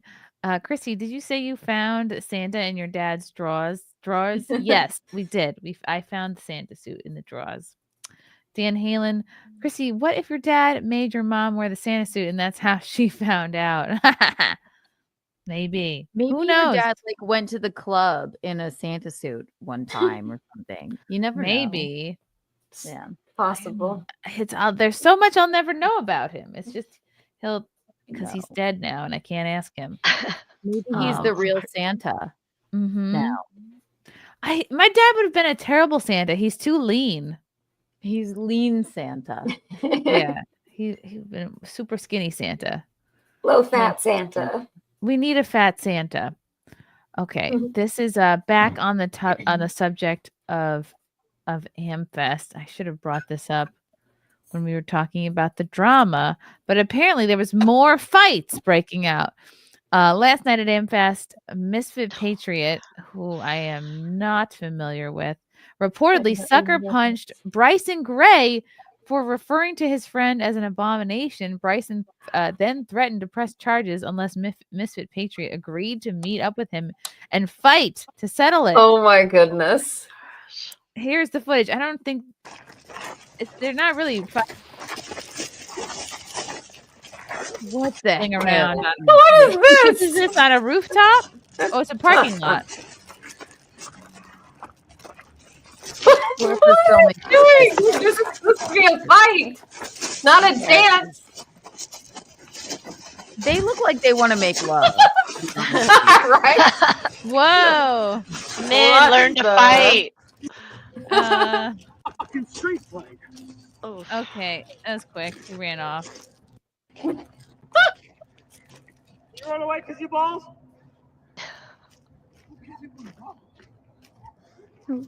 What That the was hell did that we was just What? that was kind of tepid. Who won the Very fight? Bryson, Misfit Patriot, or the Gravel? The Gravel won. Any ref watching this would have called the win for Bryson. He pinned him down and got his punch. Was no need to escalate the fight beyond that. It wasn't supposed to be a death match. Oh, he got sick of getting punched and kicked him in the dicks. Is that what happened? Oh my God, that's not good. If you go for a dude's balls in the fight, you've lost. See, I didn't know that. That's definitely like dude bro code. Yeah. But that was like a very gravelly sounding like gay chicken, you know, like they wanted to kiss each other. But instead they pumped. Yeah. Oh, I can't think of anything I would less want to do is fight and have it filmed. Spar. I hate when people spar. It's just ugh. I was filmed pepper spraying someone, and that is embarrassing, kind of. What? Who were you pepper spraying? Some counter protesters in Tacoma, Washington. I love it. Wow. It went viral. Andy No put it on his Twitter page. So that was a little embarrassing. That is funny. Cool. Ooh, That's hardcore. I think I we want to found see some... it. Yeah, try and find it, Janet. I'm gonna pull this up. We got some Let me send you footage the link. here. We got some footage here with Dave Landau on Kill Tony. Ooh, this is with our buddy Gina Hyena.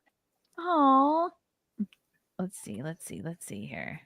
Hyena, everybody. Gina Hyena. Gina! I love her. Oh, I'm not even goth. I just dress like this because my ex used to hit me. I always love somebody come after the show and be like, "That's awful. You don't deserve that." And it's just like, get to know me better, you know? She's great. It's my fault. It's totally my fault.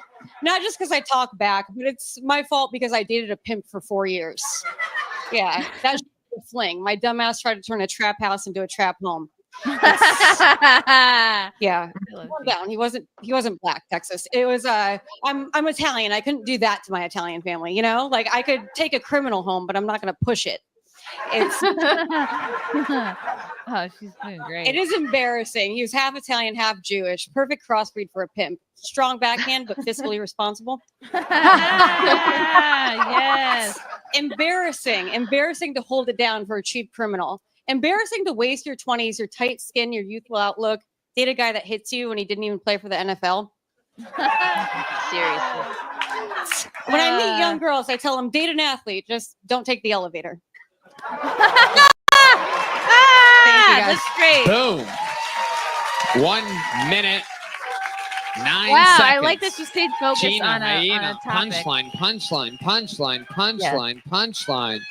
Amazing. That's good. Welcome back. It's been a long Yeah. time since we've seen you. How's it going? Oh, great. I haven't been here. This is awesome. Wow. Fantastic. awesome. Where you been? I've been in Philly. I live in New York now. I've been doing shows in San Diego, Albany. It's been fun. I love it. She's like I love it. not only Amazing. bi-coastal, she's Amazing like quad set. coastal. What else is going on? I mean, I'm just trying to get into comedy. I got to get more online. So this is awesome to be here. It's awesome to see you guys in this. This is fucking fantastic. A fantastic set. Trying to bring it more to life. That's all true. Well, that whole Didn't thing you is live here true. for a while? I did. I lived here 2018 to 2020. So I moved down here out of the blue. That Wow. was actually because when I was dating Into that the guy, some pandemic. shit got hot, allegedly, and I moved to Texas. Didn't know anybody. And then I started comedy a year later because I was like, nobody knows me. I can have a stage name, whatever. And then lost my job during COVID, had to move back to New York. And then everybody from comedy moved here. I've been kicking myself and trying to come back as much as I can. I love it. So you're hiding from a pimp on one of the biggest shows in the world? Entertainment podcast, comedy, allegedly, yes. true. Yeah. No, I think he quit. He had quite a portfolio. But that's like the most fun one to talk about, you know? He got out of pimping? Yeah, no, he's a real estate. He grew into the Jewish genes. Wow. Yeah. Good. He went from And I didn't get What I love about Gina is like she's just as funny and as engaging and charming and witty to talk to as a person as she is on stage. She's like the exact same person. She's lovely. Oh my gosh. Yeah, We she's ran great. into her best friend, remember? At the Mhm. Yes, at at the quite frankly Christmas party. Christmas party, yeah. one Gucci bought me Michael Kors once. That was the only time I thought I was going to rat on him. Pimping to real estate? Yeah. Who goes from hose to homes? So stupid. I'm not going host to homes with you. Our own inside jokes. He looks tan. It's nice you could find an industry to be a bigger piece of shit. Yeah. For real. No, I actually it wasn't even that made me break up with him. He told me he wanted to get me pregnant, and that's when I finally pictured it from a third party perspective. He met my family, whole thing. Wow. Doctors say try not to punch the baby. How else are you gonna know it's breathing? True. And if you shake them too hard, Yeah, you don't right. know. Aw, fun. Good times. Good job, Gina. Cute. Wow, she's moved all around. Gumby Fi, thank you for the yellow boy. Jasmine, maybe cut Lily some slack. It looks like her pastor dad was cheering who her on the cares? whole time. What a piece of shit. Who cares? I really don't care because that's no excuse for it. Like you do something, you own it. If not, then just find another business to be in. Jasmine hates her. Is that bitchy? Who gives a fuck? I don't care. No. What? I'm Sing it, just being girl. honest. Look, I'm being authentic. We appreciate it. K-Max, Christy, did you get footage of Cenk Uygur speaking at AmFest? Your view if this is a genuine political conversion or just Cenk picking a new grift? Oh boy. Let's check it. Cenk, TPUSA. What is his speech about? Did any of you guys see it? Okay, here's him talking with Charlie Kirk, who I enjoy. I think he does a really good job of reaching the youth. Okay. The youths. La la la la la. Let's see. Grift or genuine opinions. From Eric Darty. Cenk Uygur finds common ground with the TPUSA AmFest audience with Charlie Kirk. Uygur says people on the right used to constantly defend Mitch McConnell. How long is this? 2 minutes? We could spare 2 minutes. Why not? Started going on right-wing shows, and I would say something. He should be a Santa if this doesn't work out. He does. He looks like a could be like an Arabian Santa. An Arabian Santa. Persian Santa. No, Mitch McConnell. Pelosi's terrible, but Mitch McConnell's great. Let's do that here. What do you guys think of Mitch McConnell? All right. Yes, I love that. So look, for my left-wing friends that are watching out there, they just booed Mitch McConnell. That's a great thing, okay? And let's do one more. What do you guys think about Dick Cheney? My left-wing friends out there, we have been waiting for the right-wing populists to boo Mitch McConnell and Dick Cheney our whole lives. Take the win. It's a great take. Okay. Okay. Now, what we need to do in the Democratic Party is we need to do likewise. We need to have a revolt against the Joe Bidens, the Kamala Harrises, and the Nancy Pelosi's. But like for who? Is he saying like is Yeah, he right. that's what I don't know. Is he a Bernie bro? What is his deal? I'm not too familiar with Probably. him. Hillary Clintons, and now all of a sudden the Dick Cheneys. What are they doing on our side? Are you guys nuts? Right? I have to interject. When all of a sudden Kamala Harris is doing the Liz Cheney thing, I said, does she want to lose? I mean, what's amazing is I said the same thing. Look, Dick Cheney polls at 13%. What lunatic thought it was a good idea to wrap yourself around Dick Cheney? I mean, when we started the Young Wrap Turks yourself 22 years around ago, Dick. Yeah, that's quite a sentence. history, first ever YouTube partner with original YouTubers. One of the driving forces was get Dick Cheney out of office, right? And now for Kamala Harris to come full circle and say, oh, I've got 90 corporate CEOs backing me, and I've got all these executives on my side, and I've got Dick Cheney and Liz Cheney on my side, was so counterproductive. It's not what the left wing stands for. It's not what the Democratic Party should be about. I've never heard anyone say left wing. What do you mean? Left wing? I say it guess all the time. Maybe I'm, I don't know, a political layman. I always just hear right wing, left wing. There's got to be two wings. It's true. The plane will crash. Controlled by the donor class. Wow, so he is against like big Dem.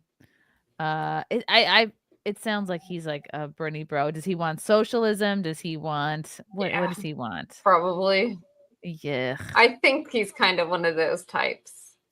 I think he knows what were safe topics to bring up in front of the TPUSA audience. Yes. Definitely. Yeah, he got some cheers. They cheered for him. Mm-hmm. So. Yeah. But those were like softballs. I think I don't know. I didn't see enough from this one conversation to be like, oh, I'm a big Chunk fan now. Chunk. I think he said things that were safe that this audience would agree with him on. Right. Mm-hmm. But I guess we'll he has just a see. T-shirt cut under his seat. He's just gonna here's some merch. We'll see. Yeah. Merch never hurts. The merch never hurts. We love rhymes. Yeah. Maybe it will be a new grift. Well, we have 4 years to see. Roman Nation, thank you for the yellow boy. Trump put the Elon as president comments to rest today. He said he wasn't born in the U.S. He can't be president. Cenk Uygur is now crying in a corner. Are people actually saying they think Elon was going to be president? That's so retarded. Oh my god. No. Retarded. No. KJ Fury, thank you for the super sticker. Great beard. Jason Webster. Janet and Keanu strongly remind me of two lovely ladies I was good friends with at university. I miss those days. What he's trying to say is that you're his type. Are you from foggy London town university, right? Or like those, like I knew two sluts in college like them. No, he's not saying that. He's being. I mean, if there was a casting call, Keanu and Janet would be at the same. You know what I mean? Like you guys would both show up if they're looking for like cute young brunettes that have great eyebrows. You both would be there. We do. Yes. Thank you. Let's see. What do we want to do next? Oh, this is interesting. Da, da, da, da, da. I want to talk. We talked about Chunk. We talked about Elf on a Shelf. We talked about that. I'm still so confused about Elf on a Shelf. I didn't realize 20 years. It's been 20 years of Elf on a Shelf. It's a new trend. Let's talk about SNL. La la la la. SNL was blasted over a shameful moment where the audience cheers for accused CEO killer Louis Mangione. Oh God. Oh yeah. What? That is so. That seems very typical. Stupid New York dumb tourist audience. All right, I'm waiting for this ad to finish. SNL's woke studio audience erupted in applause at the mention of accused United Healthcare assassin Luigi Mangione during a segment over the weekend. Visibly shocking, even cast member Colin Jost, Mangione 26 has attracted, I don't understand why, a following of unhinged fangirls since his December 9th arrest, hundreds of whom have been writing him letters and making deposits into his jailhouse commissary, correction officers have said. During Saturday's weekend update segment, Jost name-dropped Mangione as he went into his wind-up for a joke. Wind-up? That's how it's called a setup. Wind-up. I'm winding up. This wind-up. What is this? Wind-up. Which instantly prompted raucous cheers from what sounded like mostly women. He's not that good-looking. I wouldn't say. He looks like a lot of people. He has big nostrils. For a serial killer, I mean, it's not bad, but I think he's a total patsy. I'm sorry, but I followed the story from the beginning, and it doesn't look anything like the first picture that they showed.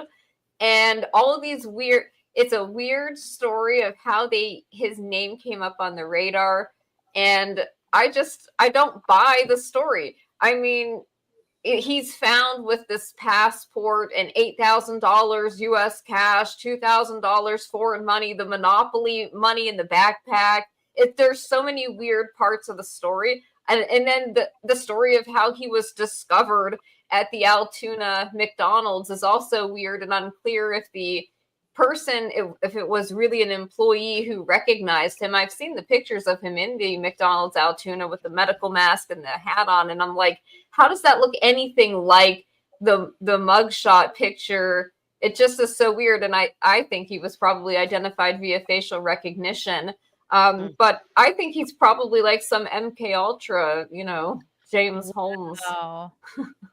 I think Maybe. the big crime is that his eyebrows aren't microbladed like mine and yours, Christine. Don't you think? And then maybe we could find him possibly attractive. No, this is what happens. This is the weirdest thing I've ever seen. Do you know, you guys, that his jacket, that green jacket that he was wearing, was flying off of the shelves? No. They even had like a look-alike contest for this guy. Yes. In New York. You remember that? That was so weird. People That love was funny. him. Right. I'm sorry, but this image here is like hysterical to me. The little walk that they did, they had this big show of force, and Eric Adams is behind him. They don't do this for serial killers or for people dropping bombs on entire countries. Like, this is absurd. And I am concerned that this is going to be used, of course, to crack down more on internet speech. There was a woman who was like denied a claim, and she said something like, "Oh, deny, defend, depose, you guys are next." She was just talking crap, and they immediately arrested her and held her on $100,000 bail. She's being charged with like terroristic threats or something, literally because she just was mad and spouting off at a customer service representative. Christina, how could this be used to come after freedom of speech? And also, when you say this guy's a patsy, you mean this is a completely innocent person, or this is just someone who, like an NPC who set up to do this? I think maybe he was I think it could have been a professional hit, and this is the fall guy. Where was he for the past 6 months? Like, what happened to him? What kind of treatment was he undergoing? Who was he in contact with? Was he talking to a FBI informant like most of these people have been doing. That's like what I'm more interested in. And then there's the weird things about his like internet presence, the fact like that he has 286 tweets, the little Pokemon characters like 286 in the deck. It's very strange. His family member, who's like a Maryland representative, has that same number of followers. There's like a lot of weird stuff with this. Red flags, in my opinion, that make me kind of question what's really going on here. And of course, he's being charged with terrorism in addition to first-degree homicide, which I also that's think because they think the terrorism charge is because not only was it a murder, but it was like he's the like intent making a was to statement or scare something. people. The intent was to scare Right. people. Right. Yeah, but now everyone's fallen in love with him, and Kohl's is selling his green jacket. So that's America for you. So, It's the photo ops of him too, guys. Like after they arrested him, they're constantly posting these pictures of him. They gave him the fade haircut. It's like are they making a calendar or something? Why are they taking so many pictures of him? It's super bizarre. I don't understand the notion that it's not him. Like if it weren't him, then when he was screaming at the not screaming, but after his perp walk, and then the police brought him out, and this man we can't really exactly. This is something about the American people. If it weren't him that they arrested, it's an insult to the intelligence of the American people. Okay, so Right. then if it were blamed on someone else, then they just arrested the wrong man, then why would that man say that? Maybe that's what he was talking about. That the idea that it was him is an insult to the intelligence of the people. I don't know particularly, and I don't know what this guy's been through, but I'm talking more like Dave McGowan. Right. Dave McGowan, Programmed to Kill type stuff. If you haven't read that book, I highly recommend it, where a lot of these serial killers were kind of like MK Ultra victims. I mean, even Ted Kaczynski was an MK Ultra victim. So I don't think that things like that ended. And I question, like I said, where this guy's been for the past 6 months. Maybe he did do it. Maybe he didn't, though. I'm not convinced. I haven't seen evidence actually tying him to anything other than they claim that this is him. Where's the evidence? They said, well, they found fingerprints on a rapper. Okay, he's wearing gloves, though, in the first video that was released. So what? And I just, there's something about it that is off to me. And so I want to know more about Luigi Mangione and his family and their background, their connection to Nancy Pelosi, and other things. That's really interesting. And wasn't one of Trump's attempted assassination people, weren't they from Hawaii, or a couple of them were from Hawaii? I think there's a lot of MK Ultra shit going over there too. Right? Yeah, he was, and this guy was in Hawaii for a little bit. Yeah. It's very, very odd. And again, like he was super smart. I mean, he went to that like private all boys Ivy school League. where he's valedictorian. You could listen to the speech he gave, and so it's just sort of like what happened to this guy. And it's not just like he had a botched back surgery. I mean, but look at his back. Have you seen the picture, the X-ray photo? Who put the screws in his back? That looks like such I can't imagine having that. What's so crap in your sad back. is my mom and I were talking about, we were like, this is some Italian kid who was like, my mother died because she couldn't get the right to health care, right? No, it was like, no, my back hurt, so I shot a man in cold blood. Well, I'm glad that you mentioned that, because that was the first thing. This fake manifesto was published online that, was like, against allopathic healthcare or whatever. Turned out to be totally bogus. Then a second manifesto was published, and the first line of it is, to the feds, I'll make this easy for you. He says something like, I respect what you do for the country. And I'm going, yeah, that's the feds gassing themselves up. The first wow. Yeah. Patting themselves on the back. To the feds, I'll make this super easy for you. I did this myself, and I appreciate what you guys do for the country. I'm thinking that's a little convenient, is it not? Along with the foreign money, $8,000 cash. Where did that come from? What? By the way, he said at his preliminary hearing that money was planted. So I question, like, what is going on here with this story?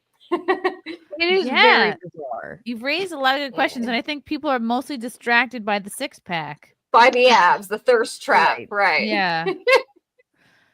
You guys got to get your minds out of the gutter. You got You know what? Like, look, here's a picture of him doing having a live, love, laugh moment. Finding He's like himself. Wanderlust. Look at my eyebrows.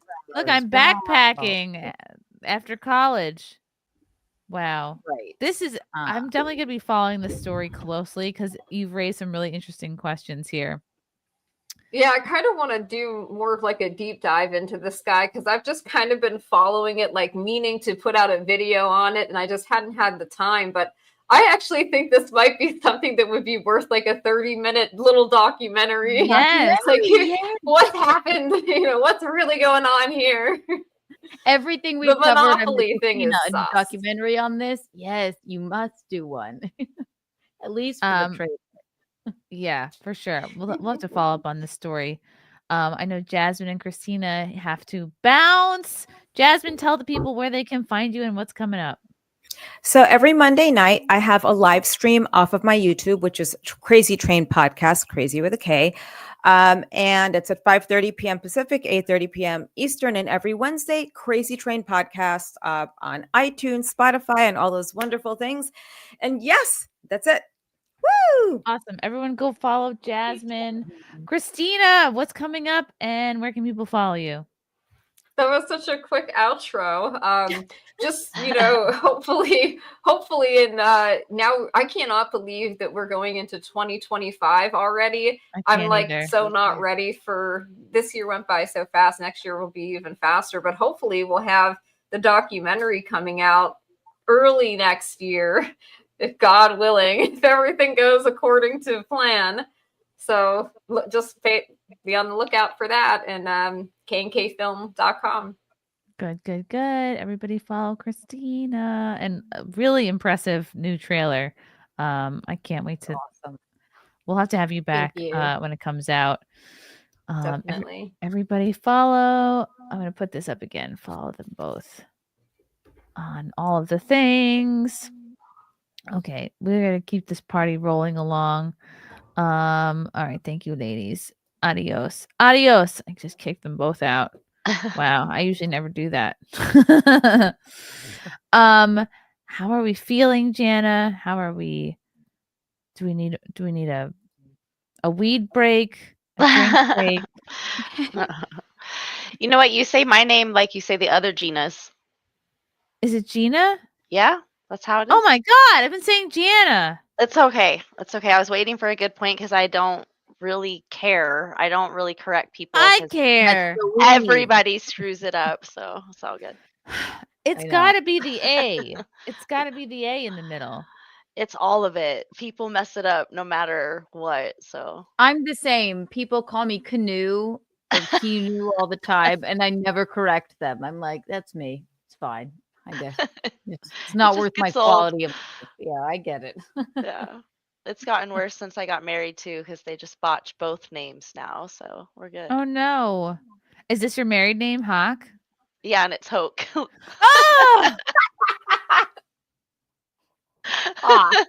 yeah, Gina Hoke. Yep, not Gianna Hotch. It's Hawk Tua, not Hawk Tua. Hawk Tua. I'm gonna die of embarrassment now. No, it's all good.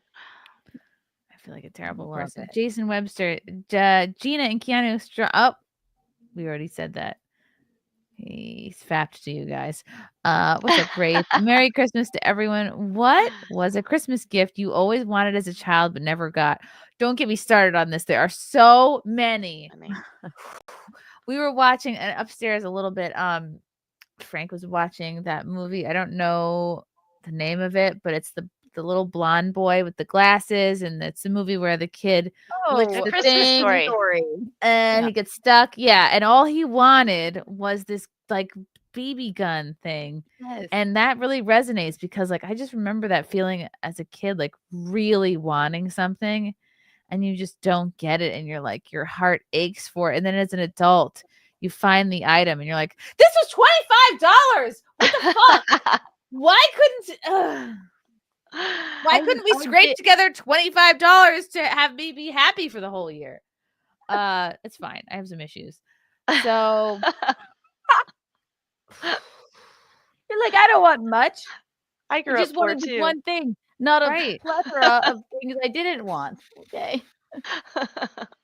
Oh my God. I really wanted moon shoes one year, which are the you step on these shoes and they like, I don't know, you're hovering like 6 inches off the ground and you strap in and you can like bounce on them like you're on the moon.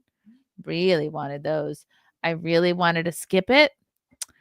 Didn't get that. I really wanted a hydro, what's it called? It's funny because somebody actually sent me one like very recently. One of those shirts that you put on and you touch it and it gets like it changes colors in the heat. It's like a hypercolor shirt. I don't know the name of it. Oh my God. Write that down, everyone. We're gonna get you a skip it. That's what happened. I've talked about these things. Someone has sent me a skip it and someone has sent me a hypercolor shirt. And I don't even think they make moon shoes anymore. Oh, I really wanted a backyard trampoline. I knew that was never going to happen. Oh, Santa brought us a trampoline once. We were like, we didn't ask for this. Yeah. A big old backyard trampoline? Huge. Like no nets on it either. It was like we were with the kids in the neighborhood. Everybody came over to jump on the trampoline. I don't think I ever really asked for anything. I'm like, I didn't know I wanted a trampoline. Great. Wow. Like, but I wasn't a toy person either. I didn't want baby dolls or Barbies or toys. Like Santa just knew, bring her a drum set that she'll use for a year and a half. Maybe, you know, I didn't know you were a drummer. Well, that my parents, who, sorry to spoil it, but my parents were Santa. They were like, maybe she'll be a really cool drummer. I wasn't musically inclined, but we still have the drum set, you know. You seem like a drummer, honestly. I know. I think I should start it up again. That's really cool. You're rad. Wow. Or a good, I don't remember like making a Christmas list. It was always just like, I just want clothes and purses. I did not make a Christmas list for different reasons. I was like, I knew my parents, like they would be like, the gall of you to write down a list of things you want, you know? Oh, no. No. That was unheard of. The whole like circling things in a magazine and then handing it back to your parents. Are you kidding me? I would be booted out of my house if I tried some shit like that. To hand them a list of things, to make any demands at all of my parents. These are my demands. No, are you the hostage kidding me? situation. It's just a list to Santa. The 80s were a different time. What I want? Like it's up to me? My mom would be on the landline phone and she's like, Keanu, Santa's on the phone. It was my dad at work. Santa wants to know if you would like a go-kart. I'd be like, what's that? I'll take a go-kart. That sounds great. Like it was just, they were very haphazard. It wasn't like wow. It would be like big gifts that maybe we didn't know that we wanted. But I don't remember writing anything down other than I just want clothes. Yeah. Can't go wrong with clothes. One year my dad got me a bunch of like rock tapes and I had asked for a whole bunch of rap tapes, and looking back it was pretty based of him, you know. I wanted like Snoop Dogg and Bone Thugs or whatever, and I love that. He's like, here's what you think you like, here's what I like that you'll like later. He's like, have some Guns N' Roses and Nirvana, and I was like, okay, I didn't ask for that. But it was based. Now looking back at it, like, good job, Dad. I had an entire Green Day Christmas. My parents or Santa knew I was so into Green Day, and it was every single Green Day. I had a guitar and every Green Day t-shirt you could imagine, like, just hanging up there. Right. They weren't wrapped, they were displayed. It was every single thing. Right. Yeah. It was thoughtful, but no, I never put any of those on my list. That's cool. Sweet. You know, this is something I'll probably tell to a therapist eventually, but I didn't even make a list because I never really even sat down and thought about what I wanted because I knew it just wasn't going to happen. I know that sounds so depressing, but like as a kid, I remember like I wouldn't make a list because like I wouldn't even go through the motion of it. I wouldn't even like really because I could of course rattle off things I wanted but didn't get, but that's only a few things. It's almost like I didn't even go through the practice of thinking about what I wanted because I just knew it wasn't going to happen. That's so depressing. Like, don't even get your hopes up. Don't even go there because like your parents can't afford it and it's going to put them out for you to tell them what you want anyway. Some people though buy gifts that they would like for people, or some people buy gifts that the people actually want. So maybe your parents were like, skip it. What's that? She'll love this coloring book. I do love coloring books. Wow. And also you have imposter syndrome and you feel like undeserved of everything in life. Yes. Yeah. I wonder where that came from. You're Santa. Yeah. Thanks a lot, Santa. Wow. What else did I really want? Everybody had one of these. It was called like a pillow buddy or like a pillow. It's a pillow with a face. I wanted a fucking pillow with a face. Okay. Is that so much to ask for? It had arms and legs too. And this is why you're like, fuck it. I'll fashion my own pillow pet. Yeah. This is why I buy a lot of dumb shit as an adult because I'm just like, ooh, I can buy this thing that I want. I'm going to do it. I had so many phases. They got me a sewing machine one year. And all I could make was pillows. Just pillows. There were so many contraptions and bullshit. Like, it makes no sense. That's cool. I would have made you a pillow pet with my shitty sewing. Was prowess. it pillow pal? Pillow pet? Wait till you start buying all this stuff for your kid because you didn't get it. So I have to get them this and I have to get them that. I've already bought the Bean podcasting equipment. It's going to be so outdated by the time he gets old enough to use it. There's going to be a Shure mic in his. You never know. Yeah, I'm just gonna put him to work. A microphone to his crib. I'll be like, he'll have thoughts. I want to record his first words.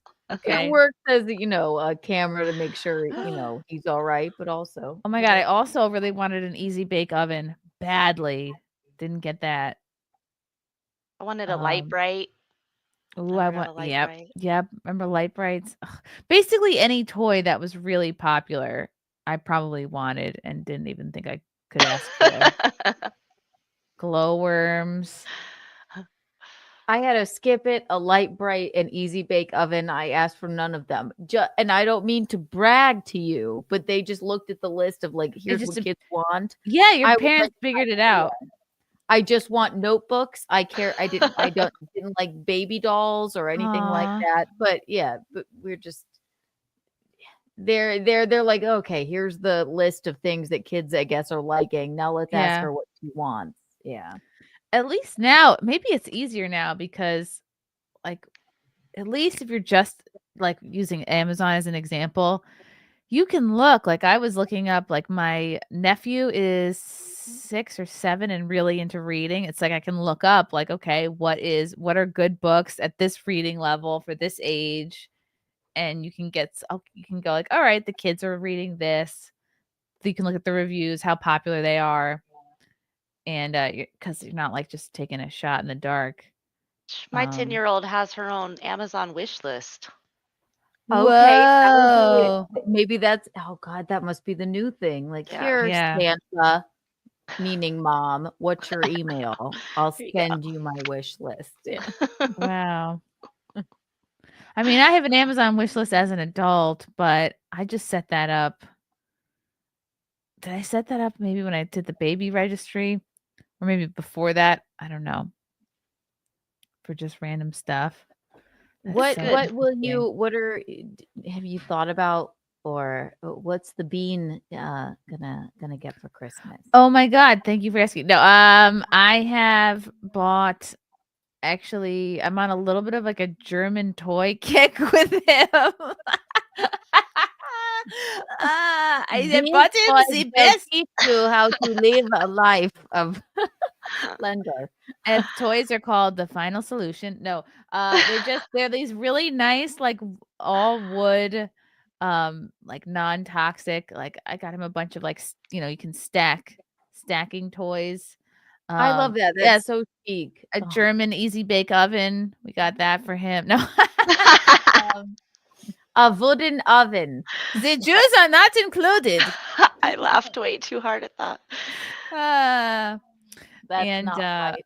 That's not right. Yeah. Yeah, baby's first train set. You get it. You get it. Mine buddy. That's so funny. Oh, you guys are funnier than me. Mine buddy, Mine buddy, mine buddy. Mine buddy, and me. Baby's first tile. Chemistry set. Oh my God. Mine comfy body. What? Mine comfy. That's fun. What did I get him? Right, he's not gonna watch this show. These little eggs that you shake them, they have different sounds inside. Cute. Oh, he already got this like fun little a turtle with a phone on its back. Like you can like push the buttons. Instead of a shell, I'm or like, what happened to this? Yeah, well, there is a shell, but in addition to the shell, there's like a phone receiver on the back of the turtle. I should have brought it down. It's so random. I'm like, who would think to combine these two things, a phone and a turtle? But it works. Someone on drugs, but that's great. And it like crawls up to him and he goes like, holy shit. He's just anything moving, anything making noise, anything. He loves music. Like he really loves to play the piano. Like he sucks right now. He's bad at playing the piano, but he loves doing it. Well, yeah, he is only 9 months old, so give him some time. He hasn't had any lessons. He's the next, Beethoven. Yeah, Bye. She's so German. She goes, he really sucks at the piano. I whisper into your ear. I'm like, look, Mozart had already written a symphony by your age, so loser. Do it. Yeah. What are you wasting your time on? Gosh, what else did I get him? Some jammies. We just weighed him today. He weighs 23.5 pounds. He's adorable. He's a chunky. I like to imagine what he'll be. I think he'll be an athlete, but also is very musical from the piano things you said. And also, I mean, and he's going to be tall and handsome. He's going to be, maybe he'll be a freaking politician. You never know. Oh God. They can also play tennis. And maybe he has a musical gene. He obviously likes the noises, It's true because you do things for like I was really musical in like middle school and high school. I played the clarinet and then the saxophone, and I would do NYSMA and I would do like band and stuff, and then I just stopped in high school because it was too heavy to carry that thing like back and forth from home to school. It was so freaking heavy. I would like sit. I remember sitting on my saxophone case waiting for the bus, and then the thing wouldn't really shut because I probably messed it up. But yeah, it's good to be a little musical. So God, what else did I get him? Why can't I remember? All the German toys ran yeah, together. I'm into German toys. Like a Jacob's ladder. I don't know. Isn't that something you do with your? No, that's Cat's Cradle. Never mind. I think it's like this thing that like Barrel of Monkeys. Yeah, Barrel of Monkeys is a cute one. Oh, yeah. I've been doing a lot of like I put this shirt under his belly, like, and I kind of hold him up. You know how like imagine the image of a stork bringing a baby, and it's like in this looping blanket thing. Another lie they tell children. Another lie. And you came here from a bird. Yeah. Yeah. So I've been helping him crawl. Like I hold this blanket like under his stomach and I hold it up and like to just take some of the weight off so he can like practice crawling more. So we've been doing that. We've been scooting around. He's really determined, like, is practicing it all the time. Like, he won't even nap because he just wants to, So like, you just put him in like a napkin and like he yeah. crawls. Like, I'll put a little, like, a blanket or a shirt and around his belly, and I'll hold it up, and he'll, like, crawl a little bit easier. Cute. He's cute. He likes to rock on all fours because he's, like, getting ready to zip around. Have you gotten them the little knee guards yet? Like, they kind of look No. like socks, but they cover the knees, you know, so they can. That's a good idea. No, I always have him in, like, little pants. So I I was need to get obsessed with them with my second child. knee guards. Okay. Cute. That is so cute. I'm worried about, like, baby proofing. Like, what if there's just a random staple on the floor? Yeah, they're constantly trying to kill themselves. Yeah. Like, I have to start vacuuming more, I think. Oh, I'm nervous. No, So, don't yeah. be nervous. You'll be just fine. He's resilient. If anything, he's strong and resilient. Aw. They bounce. What else did I get him? Yeah, just like a lot of just like random toys that I forget what they do now. They're all just I remember the turtle with the phone, and they're stacking toys, musical toys. Oh, I got him a bunch of new bath toys because he almost loves the bath toys and he the almost- bath books and Yes, he loves to read bath books and chew on them. And yeah, God, now now's the time where I start thinking I didn't buy people enough stuff. I start Please to panic. stop it. Enough. No. I do the same thing. Right? Because you just go, what did I get? You forget. We have to have a present limit though, because Yeah. we noticed in the past years, like the kids would get bored with unwrapping gifts, and like that's Oh my, worse. I can't even imagine that. Yeah. Like, we don't do that anymore. Little Chrissie getting bored. Oh my God. Because if I see that, I will smack the gift out of their hand. I'll be like, guess what? Guess where these are going? Away. Incinerator. Yeah, I'm gonna burn them in front of you. I'm gonna burn them in the yard, or just back up are to you the guys attic for a cold? year. Yeah. Oh, I'm sorry. Oh, do you have somewhere to be? Is this not fun? Getting a bunch of free shit. What are you, a migrant? You ingrate. Oh. Yeah. Wraith, Merry Christmas, everyone. Oh, I already did that. That's why I'm triggered. Roman Nation, I challenge you to a game of Crossfire. You'll get caught up in the crossfire. Crossfire. Deranged Lunatic. Chrissie, I did get you a Tamagotchi. Yes, I still have it. I still have it wrapped up. It's going to be a display piece. Sam, does Bean fit in his Bucky Letterman jacket yet? Yes, it's about that time. I was going to put it on him today, actually, but I think I'll do it tomorrow. It's a Letterman jacket. That's Sam so got the Bean like a red and white Bucky's Letterman jacket. Like the gas station, Bucky's? Mm-hmm. It's more than a gas station. It's so much more than a gas station. It's a I way of didn't know life. either. It's like a TJ Maxx 7-Eleven. Oh my awesome. God, It's, Gina, you heaven. must, next time you're in Texas, make your way to a Bucky's. I think we didn't just know got either. our own here in Colorado. I need to go. Oh my God, you're in Colorado? What do you think of all the fucking migrants taking over the apartment buildings and holding people hostage and shit like that? Yeah, it's crazy. I mean, you can definitely tell that the city has changed.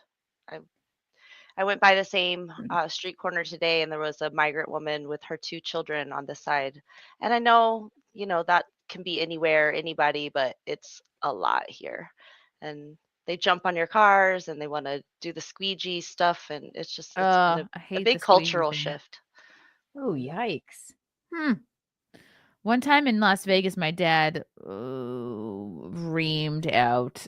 Well, that's not the right choice of words. He yelled at a squeegee man. We were at a gas station, and a guy came up to the car and started squeegeeing. He's like, "Get the fuck away!" Yeah, I don't like Get it out either. and stay out. Yeah. You hear? At the time, I thought he was being a bit harsh, but now I completely understand.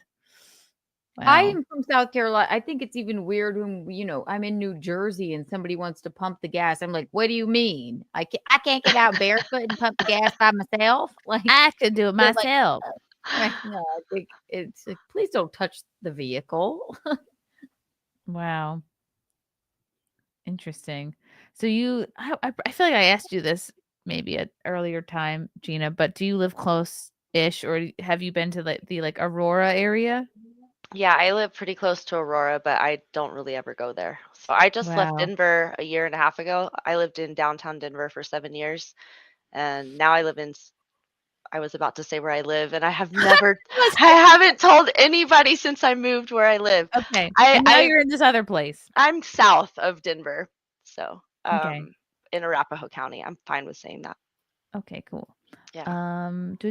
K-Max says Chrissie Hawk Tool Girl might be done. Apparently, she did some cryptocurrency scam that harmed her followers. Might be easy to find in the news. Oh, we heard about this. Did hear about that. We heard about the Hawk Tua scam. She hid for like 2 weeks, but she just released a statement, I think. She did. She broke her silence. Let's see here. Nothing special, but ooh. What sort of silence did she break? Because I remember on Twitter I saw it. Everybody's like, "Did you enjoy your sleep?" She said, "I'm going to bed," and then that was it for a long time. I mean, I'm sure it was her handlers. I can't imagine she's some kind of crypto genius. Haley Welch, better known as Hawk Tool Girl, is pretty much exclusively known for talking, but has been silent for more than 2 weeks following the collapse of the branded meme coin Hawk. Well, Welch is back, though not in front of a mic. Instead, she's issued a very lawyerly statement following the news that took a class action lawsuit has been filed against the team responsible for Hawk and its unceremonious but extremely predictable crash. I take the situation. We have this girl's ass on camera here. I take the situation extremely seriously and want to address my fans, the investors who have been affected, and the broader community. Welch said, "I am fully cooperating with and am committed to assisting the legal team representing the individuals impacted, as well as to help uncover the truth, hold the responsible parties accountable, and resolve this matter." Some big, "we're all trying to find the guy who did this" vibes coming from the latter part of her statement. It's been a minute since Welch, who completely inexplicably rode a single viral moment of TikTok fame to internet stardom, has spoken about, well, anything. Up until December 4th, she went about her usual business, which included posting episodes of her Talk to a podcast and heavily promoting Hawk Coin at just about every turn on Twitter. Once Hawk was officially launched, the bottom seemed to fall out. Hawk launched on December 4th at 5 p.m. Eastern. According to analysis from TRM Labs, it had an initial market cap of $490. Within a matter of hours, the value plummeted by 91%, and the market cap dropped to $41.7 million. I don't know what the fuck any of this means. About 10 days later, the value of the token was essentially zero. Welch and the team at Over Here Limited, which was responsible for creating the Hawk coin, hopped on a Twitter space stream the night of the launch to explain what happened, and it went poorly. Crypto scam reporter and YouTuber CoffeeZilla got on a mic and called out the creators for allegedly selling a sizable chunk of the tokens to insiders before launch, only while releasing 3% to the public for trading, as well as paying themselves high transaction fees. The result looked a lot like a rug pull that saw a bunch of Hawk Tua fans left holding the bag. The whole thing was pretty confrontational and somehow ended when Welch just decided she was zonked and needed to say, "Anywho, I'm gonna go to bed. I'll see you guys tomorrow." Welch said and left the space, and that was the last anyone heard from her. Fittingly, she has just returned just one day after a Hawk investor filed a class action lawsuit against the Over Here team that created the meme coin. They claim to have collectively lost 151 grand, which is a bummer, but also means they put 151 grand into a meme coin built around Hawk Tool Girl. So, no one deserves to lose their money, but did any of them think about putting it in an IRA or something?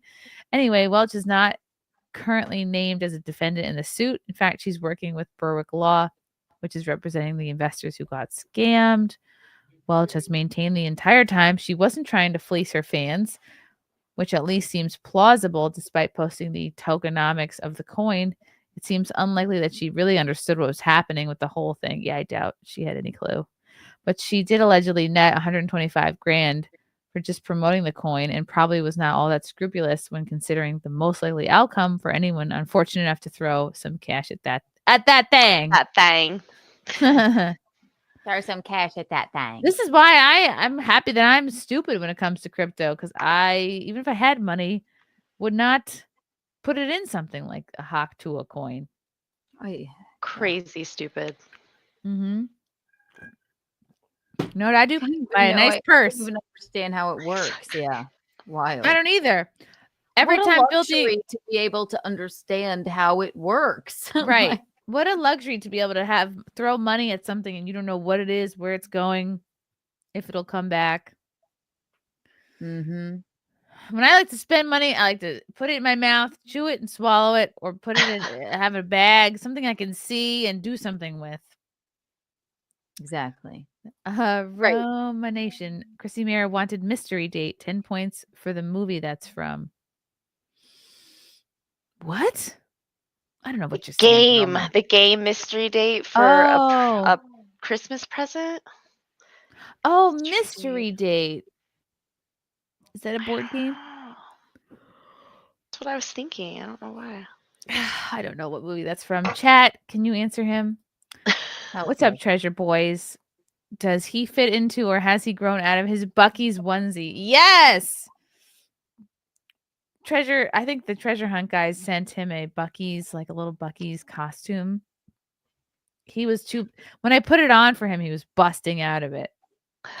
Frank posted a photo of him in a jersey of some sort, and it looks like he's a punk rocker with the light on his hair. Did you see it? So cute. Yes. You know what I'm talking about? Yeah. Yes, somebody sent us a jersey of I'll show it's fine. Joey Votto, who's a Cincinnati Red. Da bean. He's so cute. But the second photo, his hair? What about his hair? Do you see the orange in it? That it looks orange. Oh, it's just the sunlight.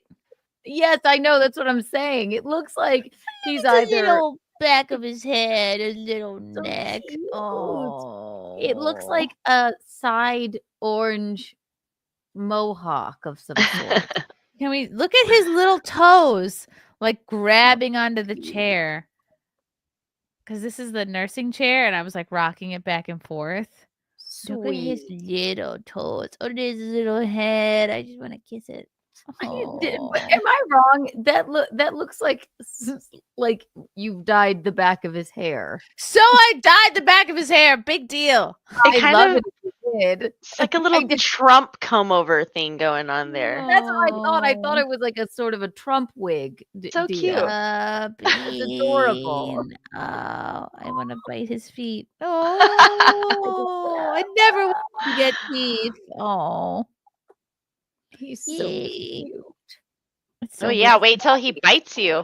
He is biting me currently. With teeth? Biting with his gums. Oh, if you're happy and you know it, punch your end. Yep. When he's nursing and he gets bored, he's like, hum. And I'm like, wow. No, and he goes, he punches, he scratched me right before the show. And I was like, I think I'm bleeding right here. He's strong. He's constantly hitting me, constantly scratching. I'm constantly clipping his nails. He's cute. He hits you because he loves you, Chrissie. Mm-hmm. The best is when he just like grabs my face. He's like, and then he'll like stick a finger in my mouth, or he'll like stick a finger up my nose. It's cute. Oh. Don't call them migrants. Let's call them legals. But they're not. They're illegals. Okay. We talked about the Haktua. We talked about. Did you hear about now Blake Lively is suing. Remember when we were talking about Blake Lively being horrible in interviews from the movie It Ends With Us. She's suing the director and lead actor in it now. If you didn't hear about it, it's a breaking story. See if you can find an article about that. I found a moon shoes. Moon shoes. Much funnier than one. Hold on. Moon shoes, mid-powered anti-gravity shoes, moon shoes. I don't Look remember how much those. fun they're having. Looks like they're having a This- great time. No, this looks like a insane clown posse meetup. I don't like it at all. They don't look like they work. Maybe your parents were like, she doesn't need these. They're stupid. Skip It is a part of the American fabric. Moon shoes were not. Oh, you can jump rope in your moon shoes? This is ridiculous. Yeah, look. Having moon shoes means you're gonna make friends that have moon shoes. You're gonna be able to do jump rope in the moon shoes. You're not making the right friends. This is the moon shoes. They came in black and pink. Wow. They look really cool. There's a reason that no one knows what these are, and that's because they were a farce. I know what and they are. Probably got recalled. Gravity, jump to the moon. It's a And necessity. they look unsafe. Wow, I would have totally been doing cartwheels in the moon shoes. You can do a cartwheel thing. You know who did have them though? There was like someone who I thought was like a rich girl who was a couple blocks down. She was the daughter of one of my mom's friends. Turns out like they weren't really rich. Like her mom she just had moon shoes and a hypercolor shirt. And I was like, she's rich. How much could these have possibly costed? Let's find out. Let's find out. Fealty says moon shoes are on sale for $33 currently on on sale for $33 on Amazon. What am I gonna wear these now? The time is they are $33, but they won't get here till after Christmas. They listen, be normal, have a pogo stick. Okay. At least that takes some tact. I was just wear the moon shoes while you're doing Skip It. That could be a dream come true. Oh, that's an ER trip waiting to happen. It sounds incredibly unsafe. Skip it, bop, bop, bop. But the very best thing of all, there's a counter on this ball. Try to beat your very best score. See if you can jump a whole lot more. I can't believe you remember that song. It traumatized her. Clearly. It sucks. It also hurts when you don't jump over it. It swings it around. clocks you. Yeah. Okay, I will say I did get rollerblades as a kid, and that was like my favorite. I like wore those down to the nub. I think I had a couple weeks where I just refused to take them off. I just was like, no, I'll travel by rollerblade. Thank you. And that is your prerogative. Like I'll wear them into the car wherever we're going. Yeah, I crashed out so bad on mine. Oh no. I wore it like one time. That was it. I don't even remember what happened after that. I was like, I'm never putting them on again. Oh. Rollerblades too. There were 4 of them under the tree. And then yeah, none of us, I mean, it didn't take. They were fun. I would go like up and down the block. Yeah, it was fun. And I got really good at it. And I would go to sometimes people would have parties at Hot Skates, which was like the local skating rink. And I could do that thing that like crossing your legs over each other while you turn. I was like really good at that like hockey players can do. Have you ever ice skated? Yeah. You probably could. I'm like meh at that. But I could roll the blade with the best of them. I love that.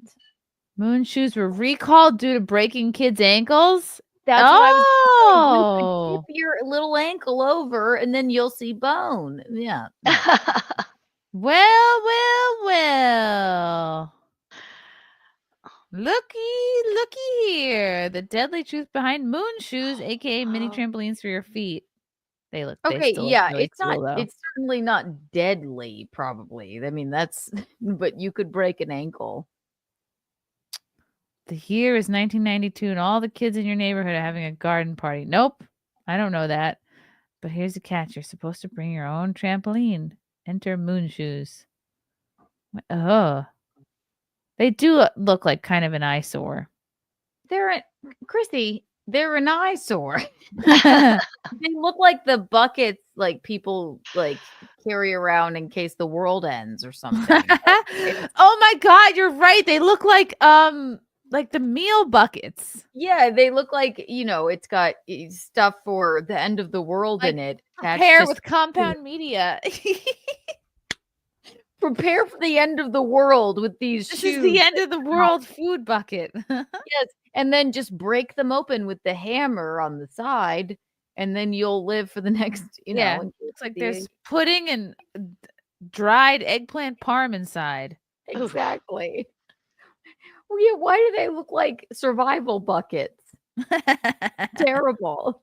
Oh, wow.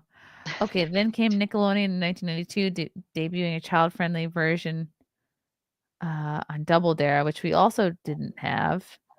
And then it became a full-blown cultural phenomenon. Oh, because of Nickelodeon. So, you know what? Maybe your parents were more concerned for your ankles and your health. Yeah, and right. knew They were that just these cheap. would be safe. Right. I don't know if they were cheap. They just couldn't afford it or didn't want to buy it. It's They're fine. $33 now, and they must have been cheaper then. The shoes carry a maximum weight of 130 pounds. Well, that's out until I get back to my pre-baby weight. Well, I'm just going to go jump off a cliff. And then what happens if you're over 130 pounds? The bands snap. They have no ankle. It's not enough support. So then what happens? I don't understand it. Look, it says you could make your inner child happy just by getting your feet into a pair of these.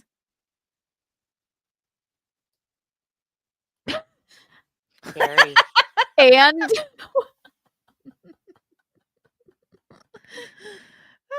a sketchy solution to ADHD. Jump around in these. It would If you help my can't I need concentrate at these for my school. ADHD. It's good with proprioception, the sensory inputs we provide to our muscles and joints to tell us about our movements.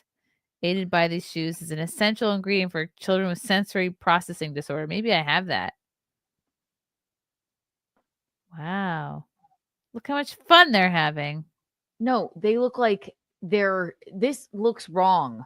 Something is amiss. They can't jump that high in these. No, number one. Number two, they're not made right. They're not protecting their ankles. They land one wrong way. You know, when you're on like a platform sort of sandal, one wrong move. Yeah, that's true. You're goodbye to your ankles. So Oh, let's put children in these. yeah. Yes. If you don't land flat on these things, woof. Yeah, exactly. That's gonna hurt. They're topsy turvy, falling around all the time. Your parents were doing you a favor. They saw the health risk. I Chrissy. guess. They did.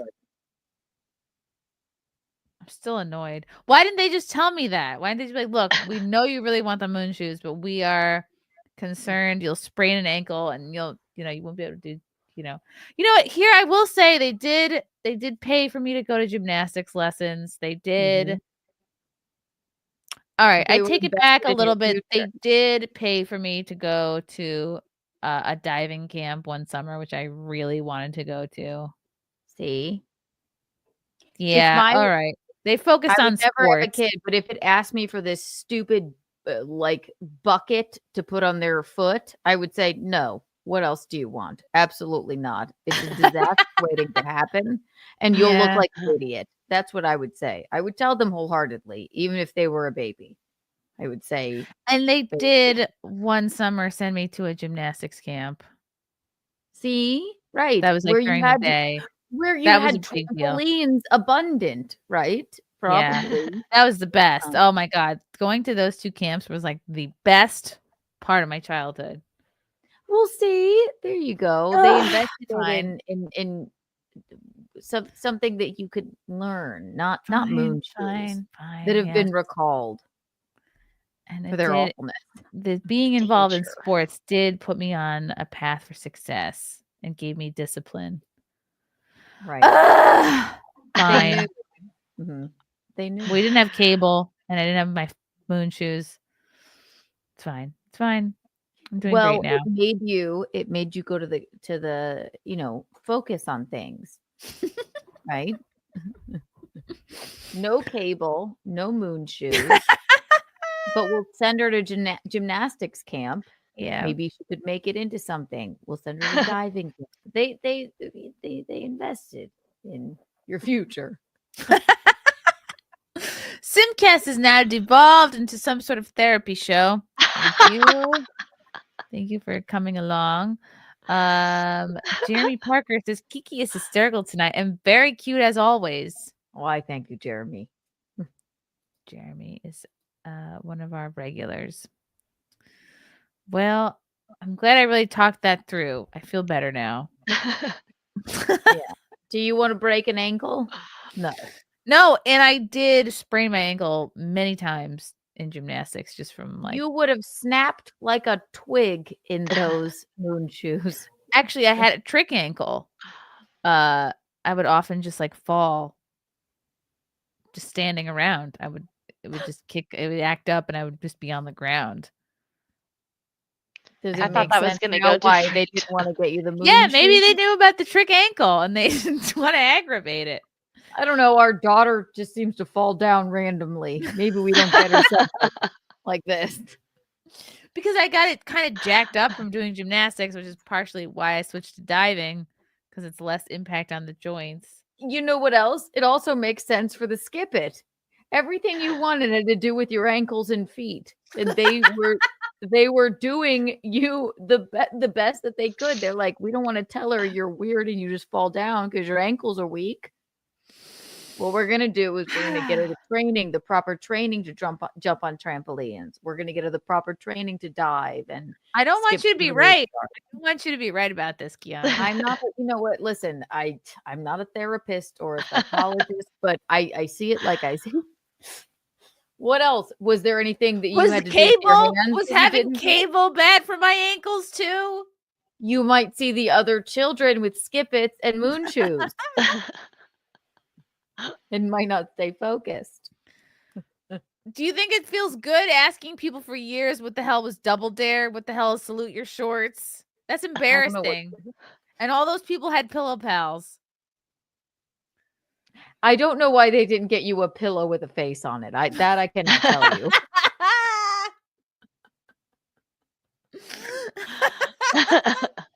That remains fine, to be it's fine. seen. This is why the holidays are an emotional time for some people. Not me, of course. I'm doing great and holding it together. You're perfect. My Darling. enemy. Let me ask you this: would you be sounds like terrified? a Would you fucking be type of trans person. Oh, I'm sorry. My pronouns. I'm a pillow person. Would you be terrified? So, say you gave the bean a baby skip it. Would you ever allow him to have that? Yeah. Skip it. Skip it. Skip it. What if he and then he fell down and broke his little ankle? Oh no. Oh, I don't want him to break anything. Although, you know what? I'd never broke any bones as a kid or an adult. No, see, and his bones are strong with all the milk you give him. So, knock on wood. I used to say that all the time, and I broke my wrist 3 years ago. Oh, no. Don't say I've that. fallen and broken a few fingers in my drunkener days, I guess. I should do. Yeah, I'm knocking on wood. He's not going to break a bone, but yeah, I'd be like, yeah, this thing doesn't.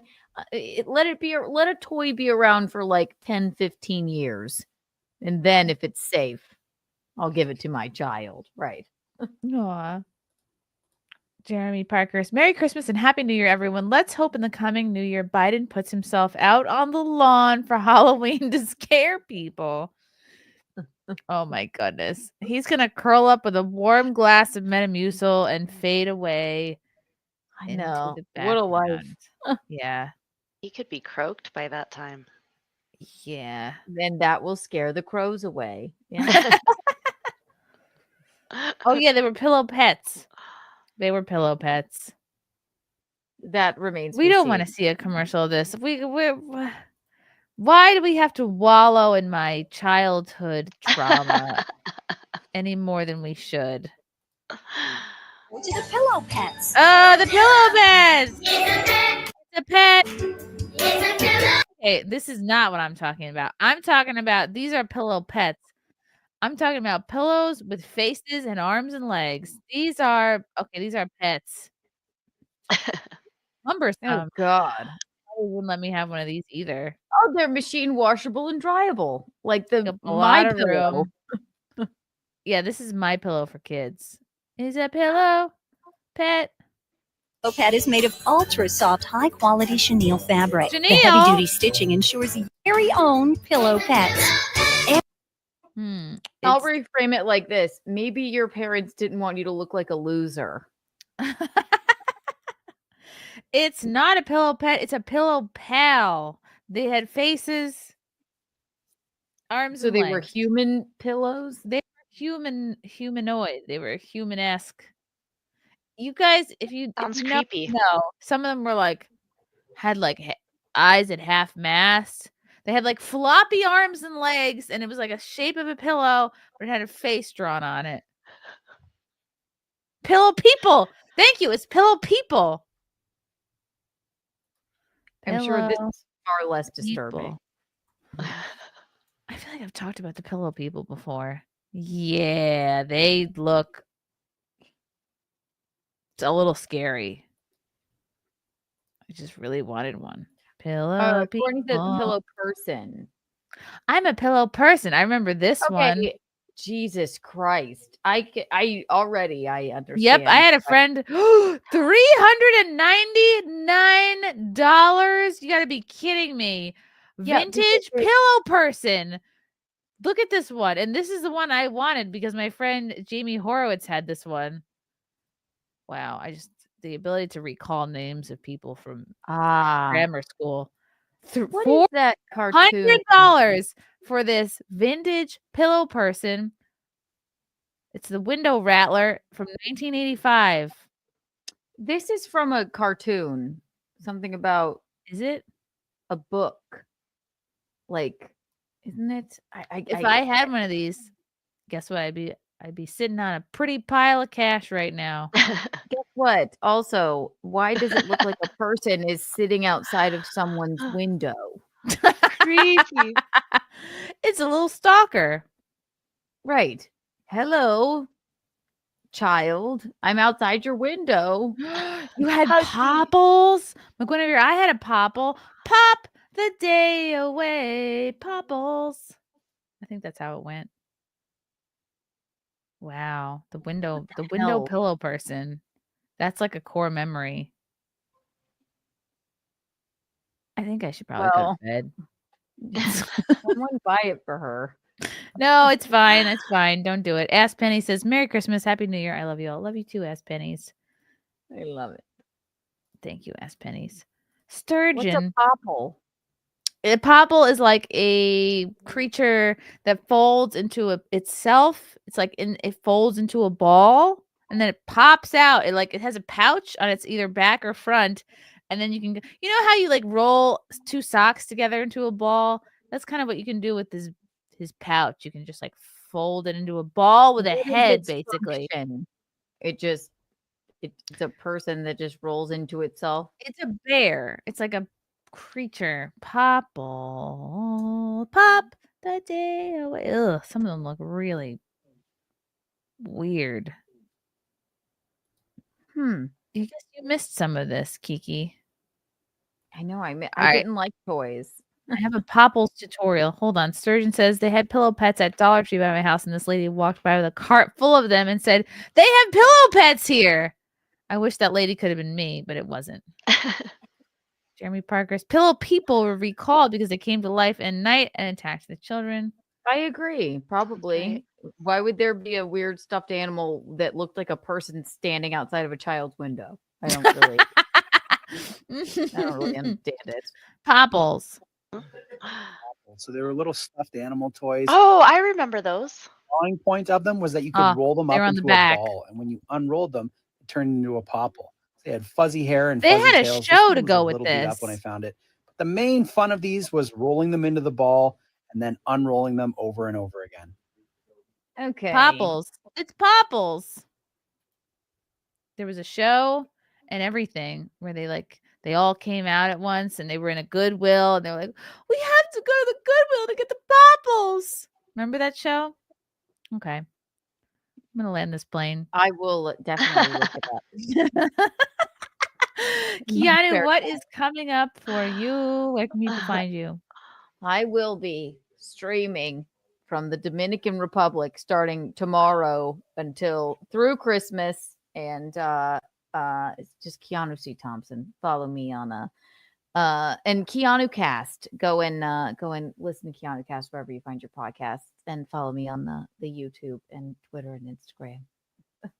I love it. Deranged Lunatic wanted Rock'em Sock'em Robots and never got them. So he and I are kindred spirits in this manner. Well, maybe it promotes violence. You see? Maybe you had weak ankles too, and your parents wanted to save you from something. Roman Nation, Milo and Laura Loomer need to get with Dana White already. It would make millions. Oh man, people would come out and see that. It's funny. Do we want to watch the Pill People commercial, or do we want to call it a night? Oh, how long could it be? Just Fealty, stop finding these things. It's like you're opening up an old wound. Okay, it's already bad. I don't know what to.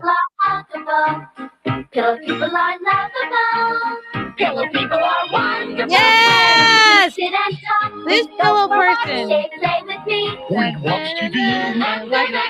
Kids hold them tight and always right. Pillow people are huggable. Pillow people are lovable. Pillow people are wonderful.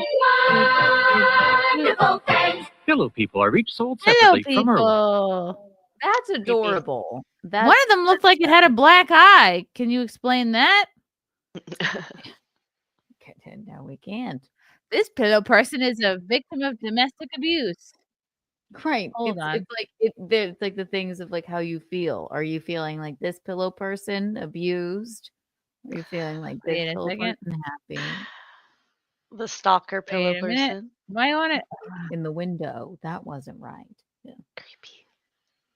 Pillow people are wonderful. Pillow people are filled with Hold on. Why won't this stop? Okay, my God, it was another window. No.